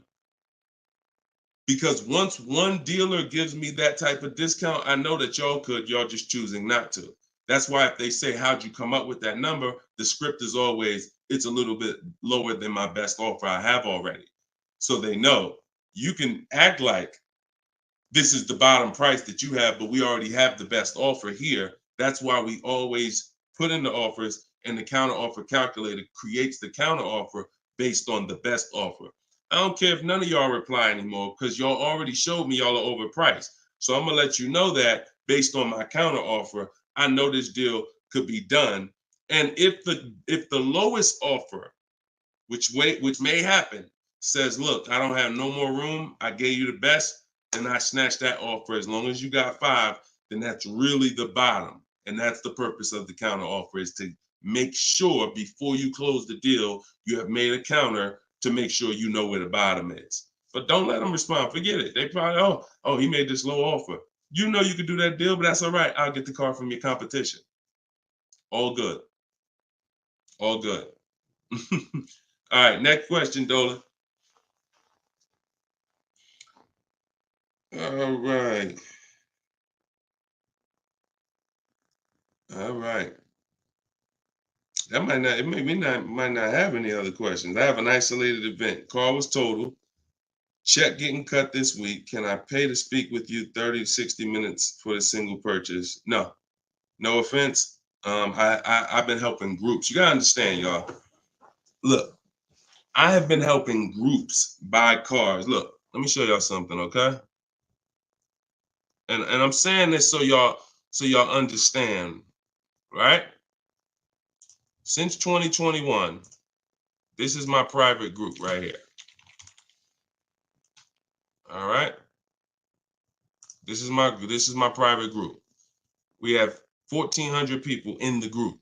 Now, not everybody who joins us in Maps Academy joins the group, because some people just don't come to Facebook. They'll come on my Zoom coaching calls. But this is how I help people one-on-one.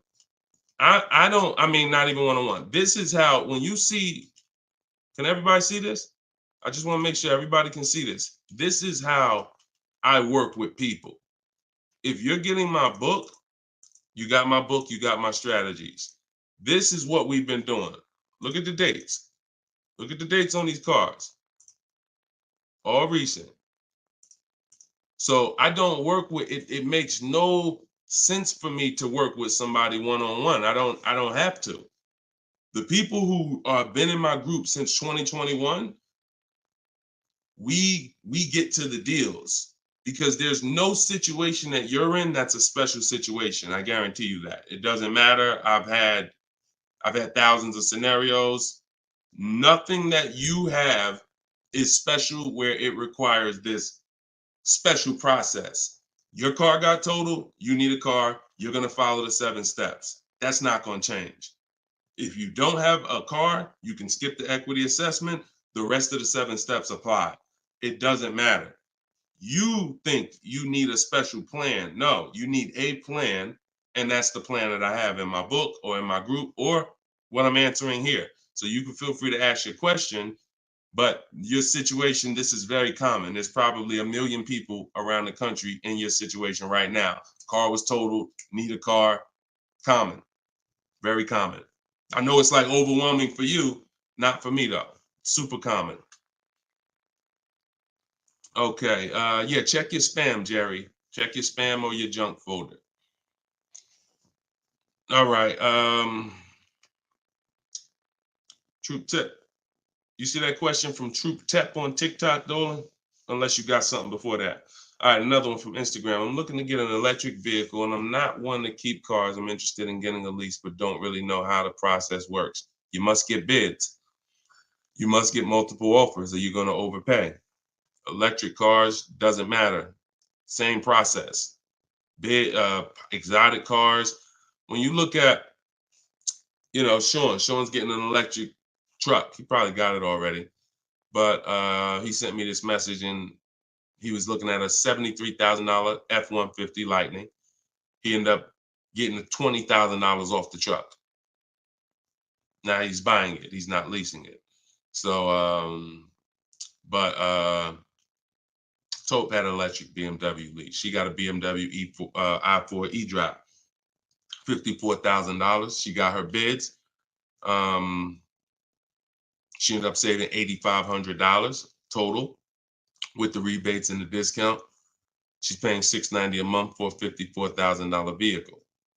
So none of these deals that you're seeing, these are real deals. These are below market deals. These are not going to be had going into dealers and negotiating because one, you're never going to get that deal from an 80% dealer. It's not going to happen. An 80% dealer will never discount the car enough for you to get the best price. So you don't know. Unfortunately, there's no sign that's on, hey, we're an 80% dealer. Don't come here. There's no sign. The only way that you know is by getting multiple offers. Now, you could do it manually. You can call around, talk to some sales managers, and try to get at least 5 offers. We do it online. We do it with scripts and templates, and that's what's in my book. So if you just jumped on, my new book is called Cars from Home, 7 Steps to Saving Time, Money, and Avoiding Dealerships. It has all my templates in there, all my scripts. It's normally $97. But while we're on, for the next 30 minutes, you can get it for $24 if you get to my link in my bio before the 30-minute countdown is up. Once the 30 minutes is up, it does go back up to $97, which is still a great price because everything in that book is going to save you thousands and thousands of dollars. That'll be the most valuable book, but that's only if you want to use my scripts, my resources, and have me do the talking, which is you typing. But if you're going to do the talking, then I would call around and I get at least 5 offers, or you're going to overpay. No doubt about it. At least 5 offers. Okay. You can't calculate a lease manually. You can't try to calculate a lease and think. And even if you can calculate a lease manually, you still don't know what rebates are, what incentives there are. Sean didn't know there was $15,000 in rebates. How did he find out? Multiple offers. The best offer ends up revealing, wow, it's $15,000 in rebates on this truck. He wouldn't have knew that just walking in and trying to see, all right, what's the best deal I could get? 80% deal is never going to tell him it's $15,000 in rebates. So multiple offers is a must. Okay. Go ahead, Dola. Great question. I'm new to your platform. I joined late. What do you recommend I do? I'm not sure I understand the question. What do I recommend you do about what?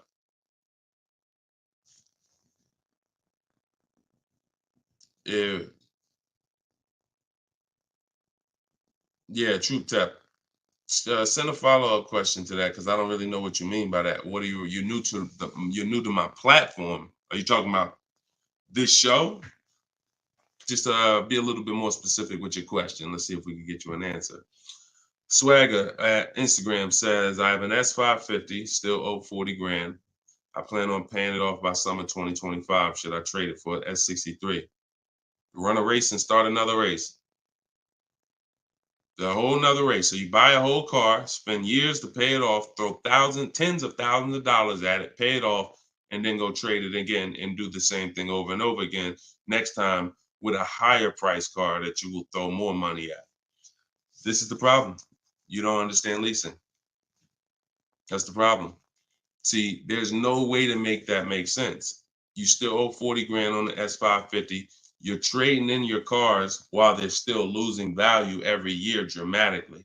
This is what we call the depreciation curve. If you've been on the show, you've seen it before. If this is your first time, this is how you understand what's going on with your car. This is the unseen expense. So when you buy that S-Class, it's losing thousands of dollars every couple months. And then you're see, there's three kinds of people. People who get great lease deals. Well, I'm not gonna say that. People who lease, people who buy and keep long term, and they keep long term so that they can avoid the depreciation. And then there's people who are stuck in this middle right here. This is 2 years, 3 years, 4 years, 5 years, 6 years, all right here. When your car is losing the most money. So what you do is, see, it has nothing to do with how you paid for it. You can pay cash, doesn't matter. When you take a loan, now you're financing this depreciation and you're losing more. But when you say, all right, I bought this S-Class, now for the next 6 years, it's going to lose tens of thousands of dollars, and then I'm going to turn around and I'm going to trade it. You never get to a point like where you can win for the purchase. See, some of you've been taught paying off the car is the win. No, it's not. Paying off the car is not the win, because if the car is still losing value like this, if this is the way it's still depreciating and you get rid of it anytime while it's like this, you lost. You lost. The key is to keep the car so where the depreciation starts to look like this. So now, if you were here and you had a 10-year-old S-Class or 11-year-old S-Class, maybe it's worth 10 grand. And maybe a year from now, it's worth 9,500. It's not losing that much value anymore. You outlived the depreciation. That's when you win. That's the purpose of the purchase. There's nothing else important about purchasing because it's expensive. There's nothing else important about purchasing. No other benefits, in my opinion, about purchasing other than I can get to the point where I get here. I can pay off the car. What does that matter? It's still depreciating. I'm losing thousands. Now I'm gonna go trade it in, and I'm not gonna get anything for it because I'm replacing the car in its deepest depreciation phase. And I just haven't learned about leasing. I was taught not to lease. So that money you're tying up, when we were in Mercedes, a great deal on an S-Class. A great deal on an S-Class would probably be, they did them a couple times a year. Probably could get one for about 13 and change. That was like a great deal, right? So 13 and change, you're talking dividing that into the MSRP, which was about 110. And you're talking, okay, 1.2, 1.25, 1.3% lease on an S-Class, great deal. Now, y'all know I always teach the steal is under 1%. You're really not going to ever see an S-Class lease under 1% unless they just really want to get rid of them, but that's really never going to happen. 1.2, 1.3, 1.5 is the max. You're paying too much for a car you're leasing. But I want to give you a scenario. At $1,500, you're still under what you're paying for your car. See, because if I walked in and I wanted to lease a brand new S-Class, if I lease it and I'm paying $1,400 a month, then I'm driving a $115,000 vehicle, right? Now, if I decide I'm gonna buy that same $110,000, $115,000 vehicle, every $1,000 is about how much per month, everybody, if you know. Some of you seen the video, some of you talk. Every $5,000 on a that you're going to borrow on a loan is about how much per month? $100. Exactly. So when you look at a $120,000 vehicle, 115, that's a payment of $2,300 a month. No money down. See, we don't talk money down because money down confuses you. In a lot of cases, it confuses you. When you look at the deal with no money into it, no money, now you can start to see how much money you've kind of been missing. Evaluate the deal with no money. Then you choose to put money down if you want, but you evaluate it with no money. So now you got a brand new S-Class, great deal on a lease, $1,400 a month. You gotta buy that to purchase the same exact S-Class, $2,300 a month. And then you get people who might be like you, who say, you know what? I ain't gonna get a new one. You haven't learned about leasing yet. You say, I ain't gonna get a new one. I'm gonna get a pre-owned one. I'm gonna get a pre-owned one. And you look to get, instead of paying 115 for a brand new one, you look to get it for somewhere probably around 70. You look to get it for somewhere around 70. Every 5,000 is $100 a month. What's 70,000 cost on a payment, y'all? Every 5,000. So you're talking 50 grand, another 20, that's 400, that's 1,400 a month. That's 1,400 a month. So put these numbers together. Great deal on a brand new S-Class. 1,400 a month, leasing it. Great deal on a brand new S-Class, buying it. 2,400 a month, no money going into these deals. Great deal on a used S-Class, 70 grand, 1,400 a month for 5 years. Now, here's where we jack it up. Oh, well, I'll just put some money down. I'll put like 15 grand down. I'm going to take a 6-year loan, God forbid, 7-year loan, stretch the payment out, try to get that payment around $1,000 a month. You don't realize you can't change the numbers by putting more money into it. That doesn't change the actual overall. If 15 grand comes out of your pocket up front, that doesn't change the fact that of the numbers. That's why I break down the scenarios with no money down going into them. So what I would say, if you need to decide if you're going to keep the S-Classes long term, then you should be buying them. If you're going to keep them 8+ years, then you should be buying them. But if you're not keeping these cars 8 years, then you should be shopping for great lease deals because you're just throwing thousands and thousands of dollars away. Same price you paid, same money that came out of your pocket for the last couple years to drive that used S-Class, you could have been driving and leasing a brand new one. And I know what comes with a used S-Class, brother. I know it. Been Mercedes. I was Mercedes 5 years. I know the maintenance. I know the brake replacements. I know the service Bs. I know how much it costs to have an S-Class pre-owned, no warranty, and everything that happens is on you. So we're not even taking into account the maintenance and the repairs that you have to put into that S-Class that you wouldn't need to put into a brand new one that you leased if you just stop listening to people who told you that you shouldn't lease cars. No doubt about it. So that's the best advice I could give you, brother. All right, go ahead, Dolan. Shoot the next one up. Use your pointers to get a new 24 GV80 Genesis. Salute.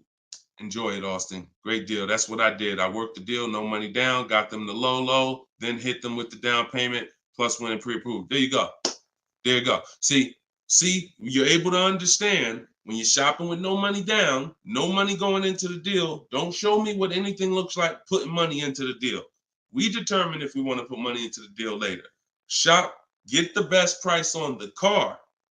Find the dealer who's going to get the best price on the car. Then we'll work out the finances. Then we'll work out the details. Most people go right to the, all right, what's the monthly payment? All right, what should it, how much should a brand new GV80 be? Depends on who you buy it from. Depends on what they sell it to you for. First things first, we got to find a dealer that's going to sell us the car for the lowest price. Good job, Austin. Congratulations, man. GV80 is a nice vehicle. Enjoy it. How much should CPO normally charge?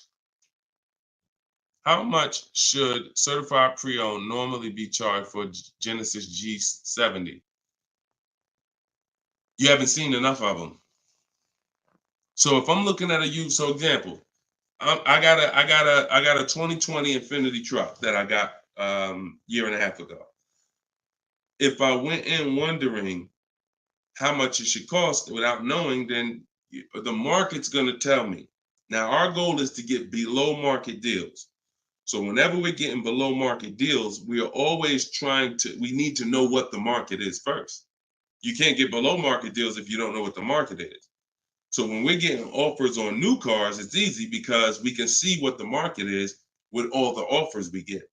We get 5 offers, we get 7 offers, we can see what the market is. And we can see the low side of the market, we can see the high side. You got to do the same thing with used cars. And you go on every marketplace, we use 8 of them. We use cars.com, Driveway, Carvana, CarMax. Some people say, oh, CarMax is, if they're, listen, I don't care if CarMax is overpriced 90% of the time. The 10% of the time that they're not, they're going to be in the runnings. You know, it's like Best Buy. I know Best Buy is going to be overpriced for electronics 90% of the time. But when I needed to get an iPad for my wife, Best Buy had the best price. So if these people need to be in the runnings or you're going to overlook some savings. So yeah, we'll look at, CarMax, Driveway, Carvana, Carfax.com, Cars.com, Auto Trader, Car Gurus, eBay Motors. So we're looking everywhere there used cars. And then we're going to look and we're going to sort by lowest price to highest price to see where the low side of the market is. Then we do our narrowing down. I need to know what the low side of the market is. If it's 24, if it's 4, when I was shopping for my truck, the low side of the market was 30 to 31 to 32. That was the low side of the market. So when I saw it and I narrowed it down based on Carfax. This is how we narrow it down. This is my system. All in my book, all of what I teach, all of my live shows, this is our system. Narrow it down by title history, then service records, then accident history. Then we need to check the original MSRP. Can't get a good deal on a used car without knowing the original MSRP. How you gonna do that? Who's bought a used car in their life? Type the letter U. If you bought a used car in your life, type the letter U in the comments. Anybody who's bought a used car, type the letter U.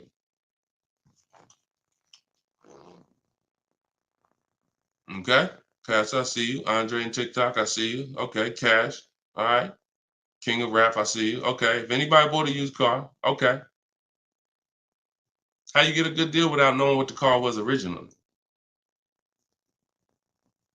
I gotta tell you, I'm the bad news first person. I can lead you to the good news. I gotta tell you the bad news first, though. Think about that. How am I buying something used knowing how much I'm saving without knowing the original price of the item? 2 reasons. 1, I need to know the original price to know what real discount I'm getting. 2, I need to know what's in the car. So when I narrowed it down to I had 4 Infinities that I had narrowed it down to. They were all white. They were all asking between like 31 and 32, similar price range. This is where we get in trouble at. I pull the original window stickers of the cars.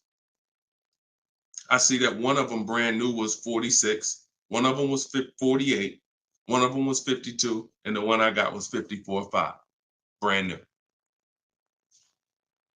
So I'm able to see the discount percentage. In my book, I call this the true value percentage. This is all that matters when it comes to price. And once you do the check and make sure it's a good car, title history, service records, accident history. Okay, now it's time to get to the money. I need to know what the car was originally. I know 54,000. This one I paid 31.8 for. I got a 42% discount. Now, if I would have took the one that was $1,000 less on the asking price, because I didn't know how to do this. Now I didn't know that one was only 48,000 brand new. So it's a smaller discount. It's probably only saving me 30-something%. The one I got was 42%. Forget what the dealer's asking. The dealer was asking $1,000 more than the other ones I was looking at. But once I saw what the original price of the car was, I knew that that was the best value because you got the most expensive car brand new. Why would I take a car that has less equipment because they're charging $1,000 less for it? But it has 7,000 less equipment in it, 7,000 less features in it. It's the little things, y'all. It's not the big thing. It's the little things that you're missing. And this is what we do. This is why I'm here. And for those who are willing to listen, we teach you how to do it the right way. These things you haven't been taught to do. And once you hear it, you're like, dang, that makes sense, right? How the heck? Why wouldn't I want to know what the new price was? Don't even know what equipment's in the car. I knew the day I got the car, it was an Edition 30. I saw the original window sticker, remote start, all these features, backup cameras all around, black mirrors. I saw all of that because I got the original window sticker. These are the things you must do. And the last thing we do is we verify there's no bogus fees before we go to the dealer. Because some people be in the lowest prices online, but they have no intention to sell the car for that price. They want you, they're depending on you to come in because they know other people will, untrained, no strategy, walk right in. Hey, I saw the price online. Okay, yeah, sit down, sir. Let me do these numbers for you. Price goes up by $5,000. No intention. So you wasted your time. I'm listen, God bless you. Yo, Deshone, I'll just walk away. I'd rather not walk away. I'd rather you not have to walk away. And when you truly learn the science and the right strategies of shopping online, like I'm teaching you, you won't be walking away because all you lose when you walk away. Still need a car, don't you? Somebody else just gonna buy that car. It's not like you like, oh, I'm gonna put a sign out. Nobody buy this car. They wasted my time. That car gonna sell. So it's best to learn, how can I make sure I never put a dealer in a position to waste my time? Because while you were at that dealer that was overpriced, the best price car was selling.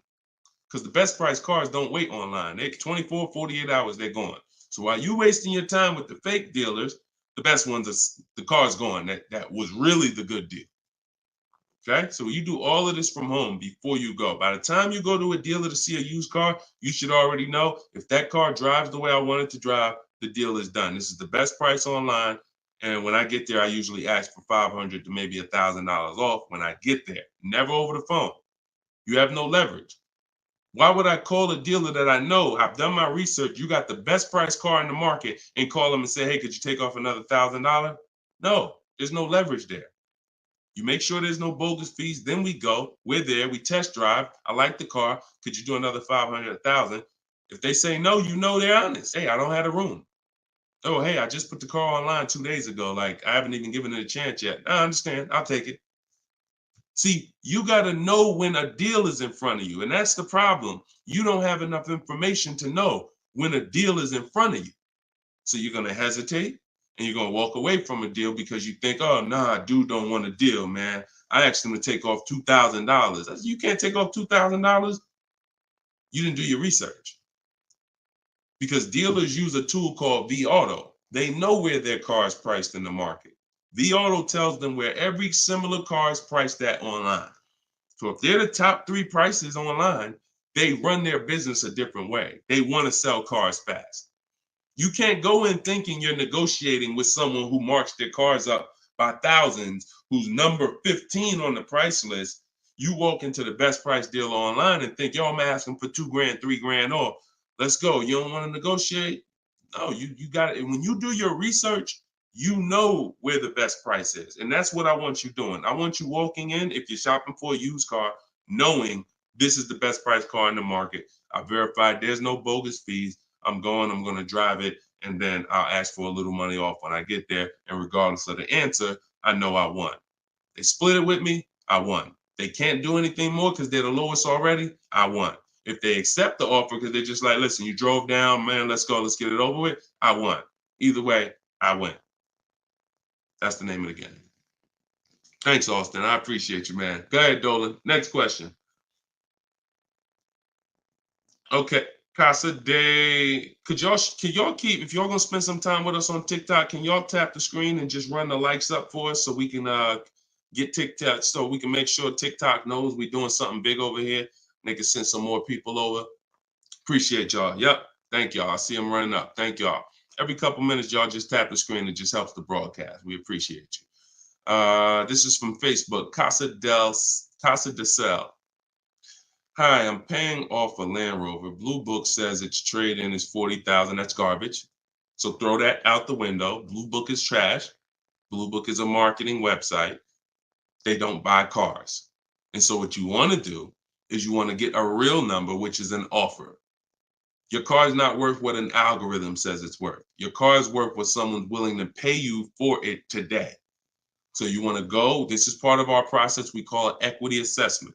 There's 7 steps in my book. Once you decide leasing versus buying, that's step 1. Most important question is, am I going to lease or buy? Because you can't get a good deal on a purchase if you should have leased. No way. If you were supposed to lease because you don't keep your cars 8 years, but you bought, you have a horrible deal.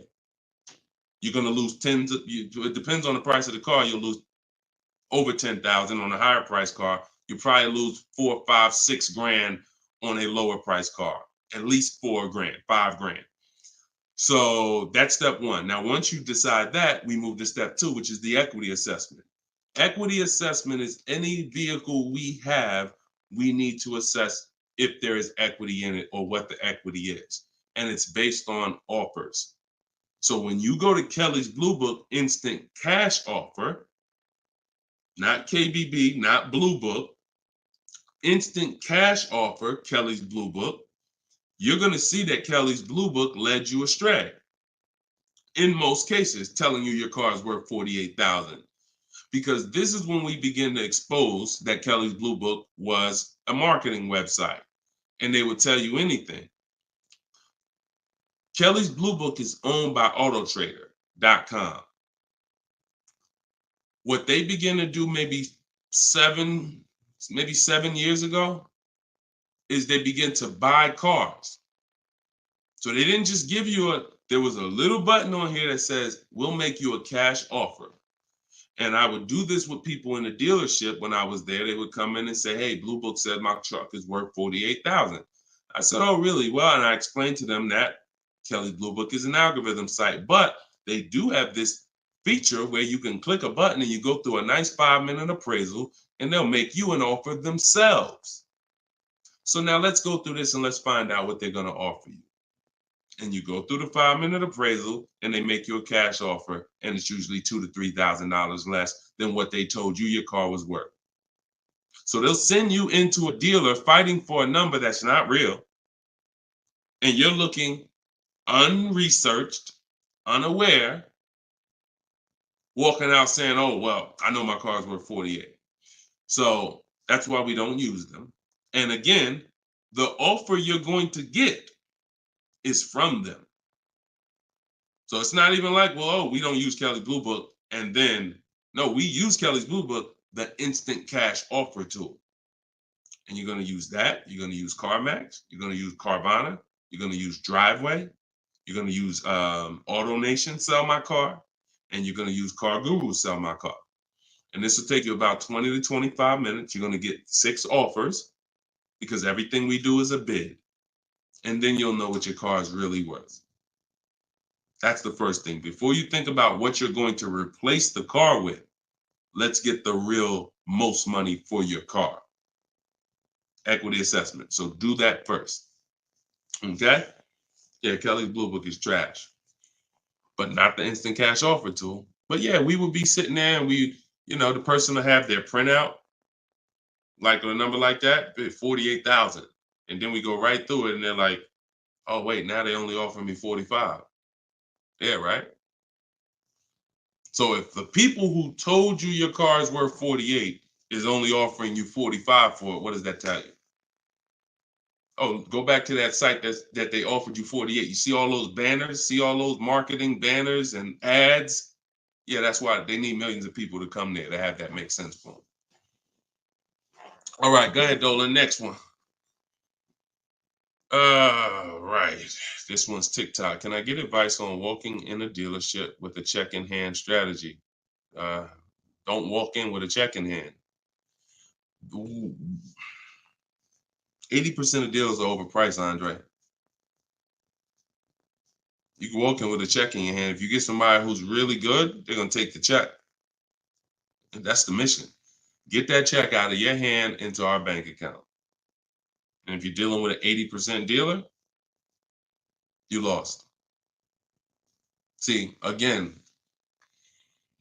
I'm giving you boundaries so that you can understand. If you break the boundaries, if you choose to go over the boundaries, that's fine. But I've been doing this for a very long time, and everybody that knows me, everyone that's close to me, be it here in New Jersey or be it in my group, they know that I'm the person who helps you save the money on cars.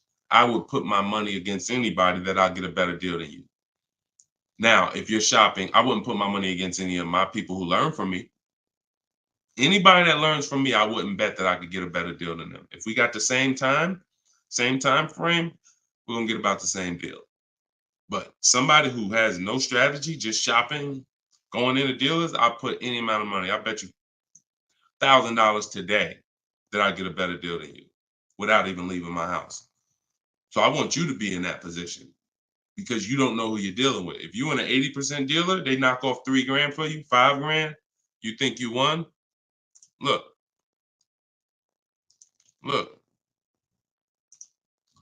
Kimberly. A little while ago, she got a Maserati.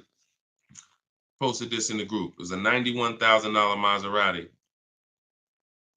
She ended up leasing it for $944, but I want to show you the money breakdown. Before she accepted that offer, she had an offer of 20 grand off right here. So she had an offer on an 86. So pay attention to this. $86,000 vehicle, they were taking 20 grand off for her. 20,700 to be exact. She ended up going and getting a $91,000 vehicle for $944 a month. So even a better deal. So she ended up saving more than 20 grand, more than 21 grand. Why is this so important? Because if she would have went in and got excited, she'd have walked into a dealer, walked in, and somebody would have said, all right, listen, I know you're serious. Today only, I'll knock 10 grand off for you. 10 grand. She probably never heard that in her life. $10,000 you're going to take off the price of the car. Yeah, I knocked 10 grand off. All right. Somebody who's not educated, someone who's not researched, rather, someone with no strategy. Let's go. Let's sign that. And telling our friends, they took 10,000 off from me. Until we get 5 to 7 offers, we don't know what the best number is. She wouldn't have saved over 21,000 on her brand new Maserati. So when we talk about this money is not hundreds. This money is thousands. Some of you, if you're buying luxury cars, tens of thousands, 5-figure deals that you are going to just leave on the table. Going in, that's some 1990 joint. Oh, walk in, check your hand. Yo, I got a check. Who wants to sell me a car? 1990. You're doing the same things that someone in 1990 did. Let that sink in. So what do? You stay home, you get offers from home. Now, all of you who are like, Deshone, I want to do it your way. I don't want to have to figure this out. Give me the roadmap. That's my new digital book, Cars from Home, 7 Steps to Saving Time, Money, and Avoiding Dealerships. All my scripts are in there. My strategies for leases, my strategies for purchases, my strategies for used cars, the bank bidding war, where we make banks and credit unions bid for our loan. We guarantee all the money that we want to guarantee that there was not a dime that we could have saved when we make our car deal. And the only way that's going to happen is through bids. When I sell my car, not trade it, I get bids. When I buy my car, I get bids. When I get my loan, I get bids. You walk in with that check, man, that check won't be in your hand very long. So everybody can get the book for 75% off. It's normally $97. But in my TikTok bio, Click the link in my TikTok bio. You won't leave the broadcast, so you could actually come and catch the last couple minutes of the broadcast. But go there as long as you get there before the timer. It's 30 minutes. Once the timer hits 0, it's back up to $97. And if you're on Facebook or if you're on YouTube, we got a link in the comments section for you. If you're watching us on a television, then you can use your camera and you can scan the QR code and it'll take you there. Get your book for 75% off, and you'll have these strategies for the rest of your life. And I also update that book. Some people say, man, is the book available in print? It's too many things that change. I change scripts. I change templates I use, websites change, Vroom went out of business. I need a digital book. I can update the master file so that way you open this book a year from now and it's updated. So you'll see some of you got it 2 months ago and you open it today and you're like, wait, I see something a little different. Yeah, because I update the book regularly. So yeah, get your copy before. And even if it goes back up to $97 and you miss the welcome offer, what are you going to save? What do you really think? How much money do you think you're going to save using my stuff? That's what you should be holding me accountable to. I'm going to get Deshone's book, and I want to save the same amount of money Deshone would have saved on this deal. And when you see these people, Bonita, when you see Kimberly, when you see Sean, when you see Eddie, all these people I share throughout the shows, they're getting the same deals that I would have gotten. But they were just like you. They weren't in the car business 14 years. Frina, she just got this Jeep a little while ago. Look, 2024 Jeep Grand Cherokee. Look, $65,000 MSRP, $579 a month, 0.88% lease deal. I use all the scripts, contacted the dealer, I followed the program, used the scripts, contacted the dealer, sealed the deal. We're in a different world. So you either gonna come over to our world or you're gonna stay in your world. And your world is painful and expensive. Painful and expensive.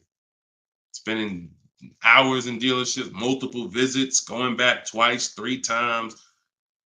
Painful. Every car deal I make is from right here where you see me at. I'm right here. Go ahead, Dolan, shoot the next one up. Austin, I see you. God bless you and everyone online. I have to get back to work. Thanks for checking in, man. Always enjoy the new car too. Because my payment is due in 15 days. Enjoy, man. God bless you. Swagger from Instagram says, it's smart to buy the vehicle after leasing it for 3 years. No, it's a horrible idea. You've already had the vehicle for 3 years. You're buying a used car now. So leasing and purchasing is an entirely different philosophy. When we lease, we're getting great lease deals. We're driving vehicles for pennies on the dollar compared to people who purchase them. All those lease deals. You saw Frina, that same $65,000 vehicle is $1,100 a month. Someone is out there paying, unless they put up a ton of money down, they are out there with that same Jeep that Frina just picked up, and they're paying $1,000 plus a month for it. She's paying $579. Why? Because they said they don't lease? Well, you go ahead with your non-leasing self and pay double what I'm paying. Now, if you're keeping the vehicle forever, 8, 10, 12 years, in my book, I created the 8-year rule. The 8-year rule is when you begin to win as a purchaser, because that's when the depreciation is going to cool off and make sense. You can get some of this money back, because the person who's leasing is killing you. In terms of the money that's not coming out of their household compared to yours, they're killing you. So you now need to try to catch up one day. And if you catch up, the only way you catch up is you keep your car until the depreciation cools off 8 years, 9 years, 10 years, 12 years. And that's where you win. You can't do that with a lease. But keeping your car 6 years or 7 years is not anywhere near enough time for you to catch up to a person who leased and got these great lease deals. Because you're paying for the whole car. New car, used car, doesn't matter. A new car, you're paying thousands more than a person who leases. A used car, over 8 years, you're paying about the same money as a person who leases for a used car. So by the time you go and replace that car, if you kept it 8 years, your car's already 11, 12 years old, 13 years old. Person been leasing, been driving brand new cars. So there's no comparison. It's great lease deals are here, long-term purchases are here, and everyone stuck in the middle is just losing thousands and thousands of dollars. I'm sorry to tell you, but if I don't tell you, no one's going to tell you. You buying cars, trading them in 4, 5, 6, 7 years, when they're still depreciating heavily, you're losing compared to people who purchase and keep long-term and people who get great lease deals. You're losing thousands. If you buy your lease, now you're switching and saying, okay, why do I want to buy a used car now? Because that's all buying a lease is. Let's take let's take the aspect out of it that complicates it. When you are buying your lease, you're buying a used car. That is it. Except you don't have to go search for it. It's right there in your driveway already, and that's the only difference. So what makes you say I'm going to stop leasing to buy a used car? You'd have to be saying I'm ready to keep something long term, 8, 10, 12 years. So if you're ready to keep something long term, then buy it. Because you're going to need to be committed to keeping it long term because you've already been driving it for 3 years. You've already been driving it for 3 years. So where are we actually going? You're going to look up in 3 years, 3 more years, and you're going to say, Dad, I had this thing 6 years now. Now, if you're like most people who buy their leases out, you're going to take a 6-year loan. Because in order to get a comparable payment to what you were paying for your lease, you're going to need a 6-year loan. So now you're going to look up that, just so you know, 6-year loan plus the 3 years you leased it, that's 9 years. Same car. Same car. So you're paying on the same car for 9 years. And then you look up in 3 more years and you're like, man, you know what? I'm ready to get out of this. Still got 3 years of payments left. Only scenario where you can pay on a car for 6 years, turn around and still have 3 years of payments left is when you bought your lease. Makes 0 sense. Makes no sense. Unless you're keeping forever. That's a different story. You want to keep it till the wheels fall off, then buy the lease. It's the only way it's going to make sense because you're paying so long on a car, the same car, you better be keeping it long enough to have it make sense. And that's not 5 more years. Your loan ain't even paid off in 5 more years. Buying your lease is a horrible idea for most people. Horrible, horrible, horrible idea. And it's just because what you don't want to shop. You don't want to shop. You don't want to get in the market. You old strategies, you're scared. New way, sitting at home, get bids, let the deals come to you. Because that's what I see. I saw tons of people buy their leases for the last 3 years because they were just scared to shop. Oh, it's not now here. I don't want to. We've been making deals since the pandemic. Deals been out here for people who shop and know how to get deals. So unless you're changing your whole philosophy, I'm stressing to you how bad buying your lease is. All right. This one's Instagram. If I'm searching for a car, but I want a specific trim, should I search the entire market for only that car and the trim level I'm looking for? If I want a specific trim, that's the reason why I use the 25-5. 25-5 strategy in my book is what we do for new cars and leases. Because when you walk into 2 dealers, it's another reason about not shopping this limited way anymore. If you're shopping from 2 dealers, all you have is what they have. If 2 dealers don't have the trim, you ain't got nothing. When we reach out, we're connecting with 25 dealers online. So if that car is out there, I'm giving 25 dealers. I'm shopping out of 25 dealers inventory. So if no one has it out of 25 or only 1 or 2 have it, now I know that car is just super rare. Or maybe it's about to sell out. Maybe it's like, that happens sometimes where like the 2024s are all gone, but the 2025 haven't come in yet. There's only a few 2024s left. But yeah, I mean, we shop wide. We shop wide. Several people who are learning from me and you're getting deals, they drove. A lot of those people that I showed you throughout the show, they drove 45 minutes, an hour, hour and a half to get to the vehicle when they're picking it up. Look at Sean.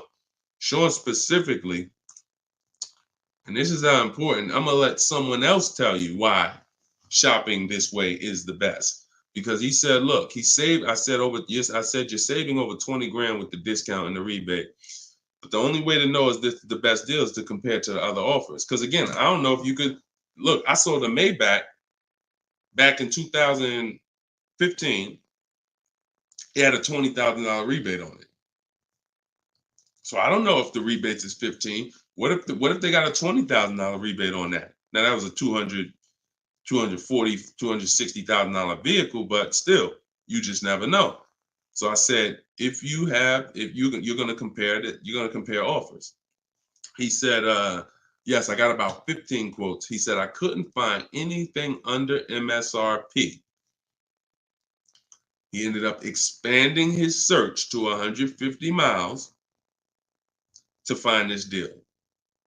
So he's driving probably 100 miles somewhere. I doubt it's all the way 150 miles, but maybe he's driving 100, 120 miles. But look what he's saving, 20 grand. So we don't do local because you only buy your car once every couple years. So you buy your car from who makes you the best offer. You service your car from where it's the most convenient. Yeah, we drive to get our deals because most of the time the dealers that are near you, they feel like they own you anyway. So when they see the zip code, they think, oh no, we don't have to make, this person's local. This person's 20 miles away. No, we're not gonna do nothing crazy. But when those people who are 100 miles away from us see us pop up on their computer, and they're like, oh wait, we could take a deal from our competition. All right, let's do this. Sometimes they'll beat the deal that your own local dealer won't get. Your local dealers are charging you the most money. Local dealers are hands down most of the time charging you the most money.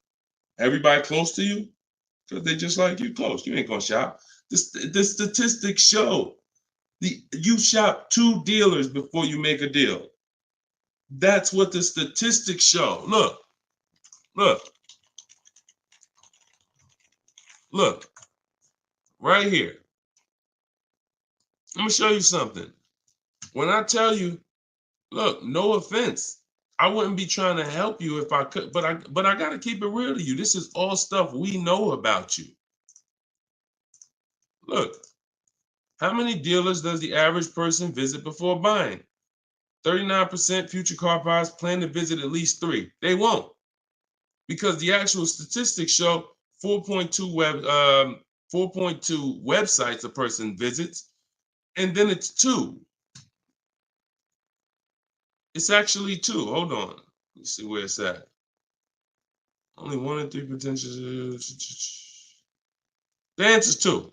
I ain't got to tell y'all. People say, oh, I plan to visit 4 dealers. You ain't visiting no 4 dealers. You're going to get tired. Time you get to the 3rd one, you're going to be like, okay, this is getting old fast. I think we could get it over with. 2 is the answer. So if the industry knows that you visit 2 dealers before you make a deal, why would I give you a great price? So when you're using what I'm telling you to use, and you're sitting at home and you're talking to 25 dealers, you have 25 dealers in your inbox. When you're sitting at home and you're looking at all the used car market in a 150-mile radius of you, oh, now you're not the normal shopper. The normal shopper is going to get the normal deal, market value or over market value. That's what normal shoppers get, depending on how bad you are, over market value, depending on how unaware you are. But market value, over market value. That's normal. People with strategy, multiple dealers getting bids, below market. That's the difference. We shop wide. This local is dead to us. Local is dead to us, and it should be dead to you. I want you to kill it. All right, kill that whole mindset. I don't need to buy my car locally. I'll drive into the next state. I remember Shonda last year, California, she bought a Volvo, and she said to Sean, she's in our group, she said, everybody in Northern California, she said, my best deal, I think she was saving like $3 grand off MSRP. And she's like, but it's a dealer in Southern California, though, that's taking like $6 grand off of me with my Costco rebate. I said, okay, what you gonna do? She said, I just bought a plane ticket, $79. Said, there you go. That's what I would have did. That's a sweet plane ride. I'm taking a plane, $79 to save 3 more grand than my local dealer was going to give me up here. Sweet plane ride. So local's dead to us. We go where the money is, and we enjoy that ride home. Nothing like driving home for an hour knowing you just saved a ton of money. So that's it, y'all. We've been on for about an hour and 15 minutes. We like to keep these shows right around there. In my bio, I do have the link to when I'm going to be live next. So I'll make sure that, as long as we keep doing these live shows, again, it's going to be up to you guys. If you guys continue to show up, if you guys continue to tell your friends, then we'll keep doing the shows. But if not, we can certainly do the broadcast, because the broadcast, people get value out of them. So we've seen it, for the last 3-4 weeks since we've been testing this, we've seen people get value out of the rebroadcast. So what's the point in Deshone coming live regularly if people are going to sit and watch the rebroadcast? So, but if y'all going to tell people when we live and bring people and share, then certainly we'll keep the live shows going. But the entire show is sponsored by my new digital book, Cars from Home. So if you want everything I teach in one place, you got it right there. We don't hold back on this show. We don't hold back in my social media videos. That's why they're, thank God, continuing to be seen by millions of people. But that's for different types of people too. So whenever you're navigating all my social media videos and you're trying to piece it together, some stuff is in there for high mileage drivers. Some stuff is in there for used cars. Some stuff's in there for leasing. Some stuff's in there for negotiation. Some stuff's in there for how to format your deal. So you're trying to piece all this stuff together. If you say, Deshone, I want this all in one spot, step by step, that's my new digital book, Cars from Home, 7 Steps to Saving Time, Money, and Avoiding Dealerships. And you can get it for 75% off in my TikTok bio, in my Instagram bio, or in the comment section on Facebook and YouTube. Also in my bio is a link, and we'll put one in there in the comment section as well, is a link to my masterclass that I did. It's called Everything You're Doing Wrong Buying, Selling, and Leasing Cars. So that's an on-demand class. You'll need about an hour. We go very deep on leasing versus buying there with scenarios. And I go over 23 mistakes that most of you are making. And, if you're going to really save money on your next car and every car, you're going to need to stop making those mistakes. So that is in my TikTok bio and my Instagram bio as well. And you can certainly just get in where you fit in. I make the information available. Get it how you want it. Just get it. All right. I'll see you all on the next show. God bless you.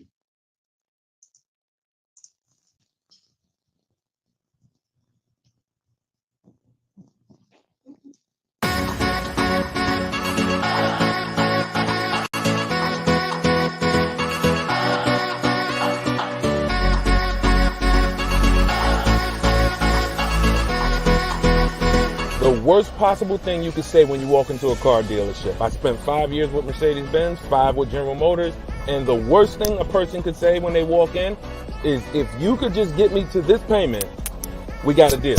So your loan's probably still like 19, which means you got to pay to get out. You're upside down. It's called negative equity.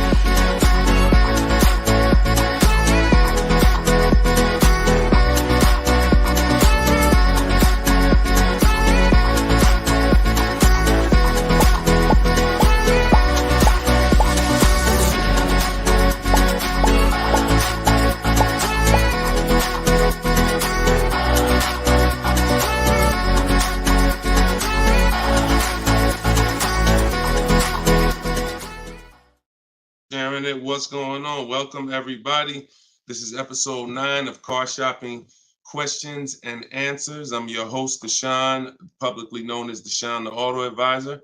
We're live now on 4 platforms: TikTok, YouTube, Instagram, and Facebook. And this is our live show. It is Tuesday at noon. We do these shows throughout the week to make sure when you are ready to get car shopping information that no one else is going to give you, you know where to come for it. So you guys can start typing your questions while I take care of the housekeeping. We have Dolan in the background who'll be bringing your questions in. Shout out to the people running the likes up on TikTok. Appreciate y'all tapping the screen. I'm the author of the new digital book, Cars from Home, 7 Steps to Saving Time, Money, and Avoiding Dealerships. And I feel it's only right to start this show with 2 reports I got, which were great. I had somebody write us and talk about the deal they got on this 2024 Mazda CX-90. MSRP was $44,820. They got a $6,500 discount from home. Shout out to you, Tiffany. I appreciate it. This is what we do. And when we think, when we launched this live show a few weeks ago, my plan was my prayer rather was that people would take the book, use the book, write me your success stories so we can feature you here and feature your deals. These are below market deals. These are not advertised deals. And she got this by handling the process from home, getting multiple offers like we teach. We also had Barrett write his review on Goodreads. So we were 4.94, almost 5 stars.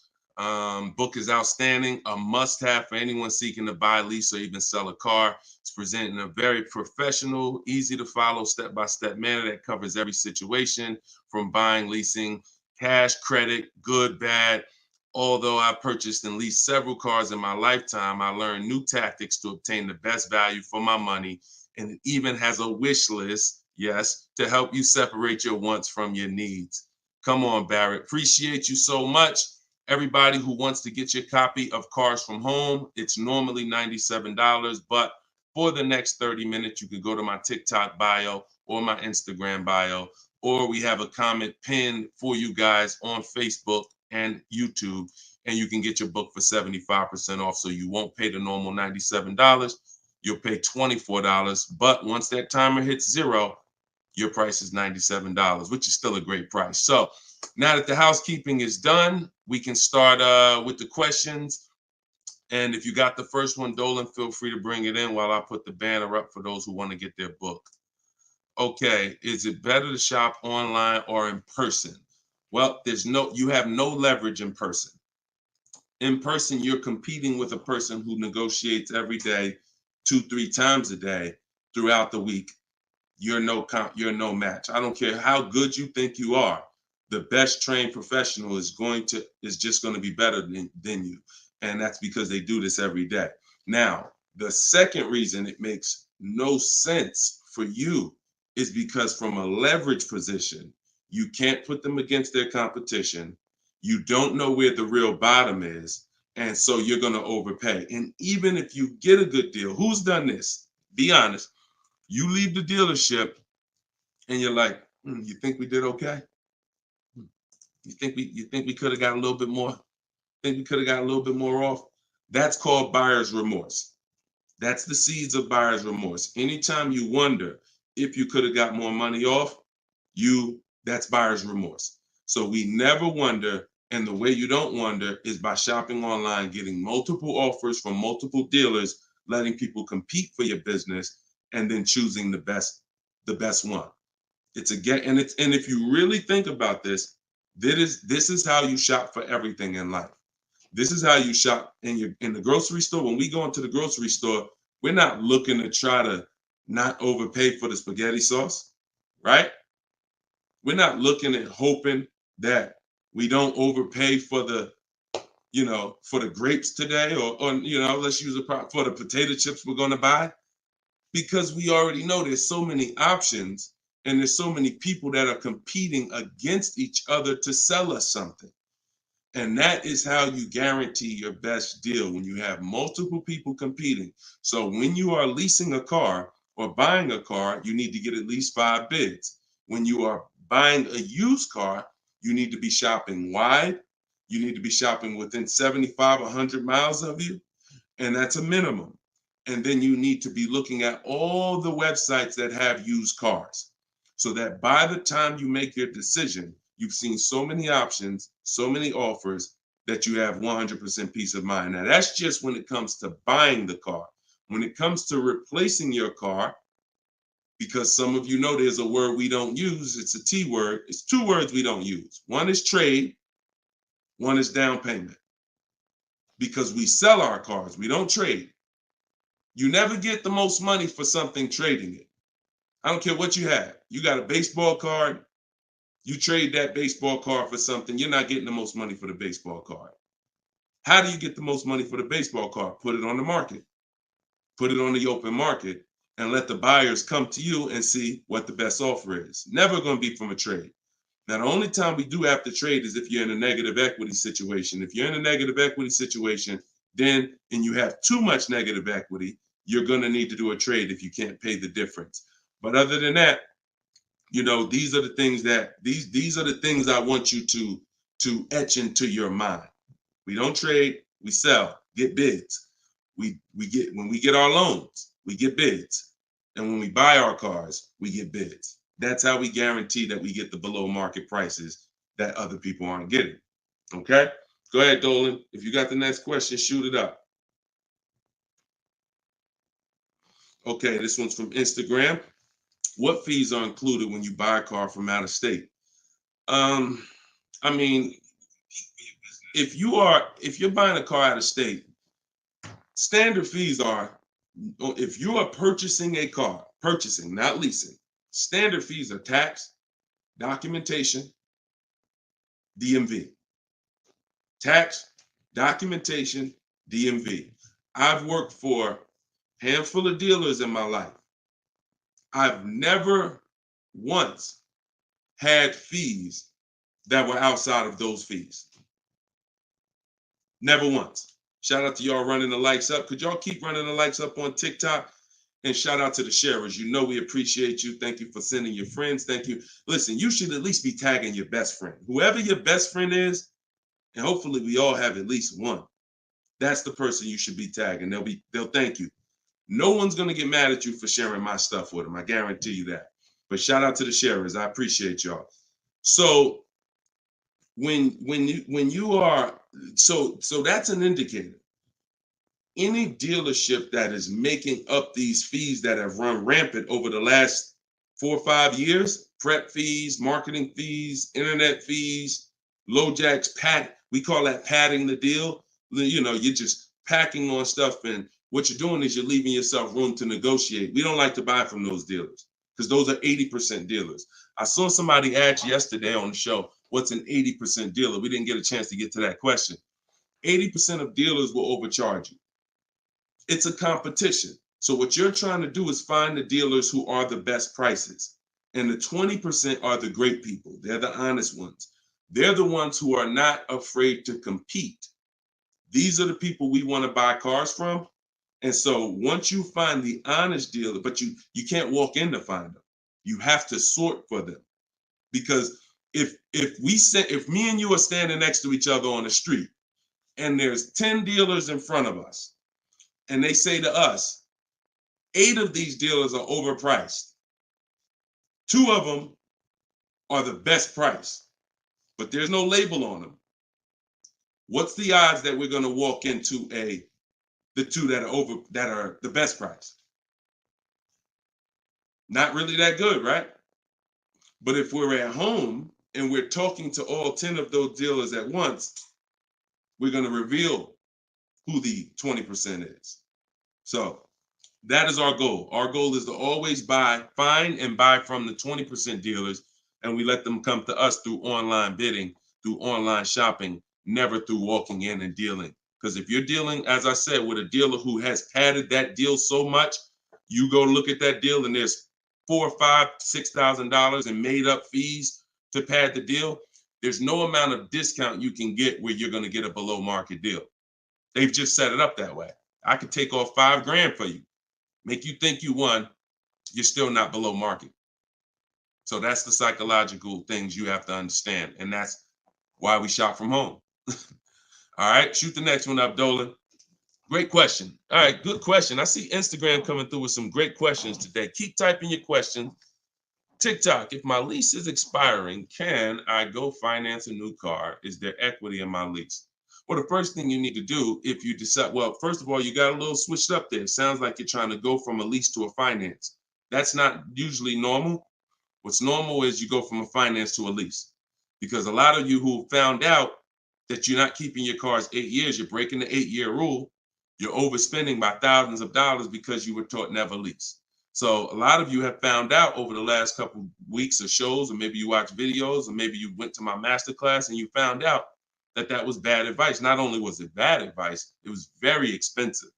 It has cost you more money than you should even calculate. It doesn't do you any good to calculate how much money you lost not leasing when you're not a long-term person. But that's the more common path, finance to a lease.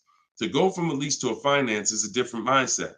You go from getting cars, paying a very small amount to drive brand new cars, and then transitioning to a finance. So first step, my process is 7 steps. The first step is always to choose leasing versus financing. Good. Thank you, Mr. Silva. I appreciate you. Shout out to everybody tagging on TikTok. Appreciate you. That's the first step. I call that the most important question. So for everybody's on here who's car shopping, if you're car shopping now or you will be in the next 12 months, type me in the comments. Everybody who is car shopping right now or you're going to be car shopping in the next 12 months, type me in the comments. And I'm going to give you the first word. And I want y'all to always, when you come on this show, be prepared to dialogue. Like, be prepared to dialogue. Have your hand by your keyboard. You're going to learn a lot more engaging in the dialogue than you will sitting back and just listening. Active learners learn better than passive learners. Okay? So now, all of you who said me, I want you to ask yourself, how many years are you keeping the next car? Because this is the lease versus finance question. This is the lease versus buy. I'm not going to say finance because some of you are going to pay cash. This is the lease versus buy question. How many years are you keeping the next car? Gary said forever. Okay, there we go. So that's a good indicator till the wheels fall off, Joseph on Instagram. I see you. Okay, here's the question. 72 months. Okay, that's 6 years. You shouldn't be buying, Frankie. And I'm going to tell you why in 1 second. As long as it lasts. Now, when you want to try to get a little bit more specific than that, because sometimes you'll buy a bad car. It only lasts 5 years, where if we know we're going to keep this thing long term, we want to make sure we buy a car that's a quality car. That's what we want to make sure that we do. Buy a car that's a quality car. All right. So let's do, okay. So all of you, if your answer, I see you, Andrew, you 6, I see Teresa 10. Okay. Now, here's the rule. I call this the 8-year rule. The 8-year rule is based on when cars lose the most money.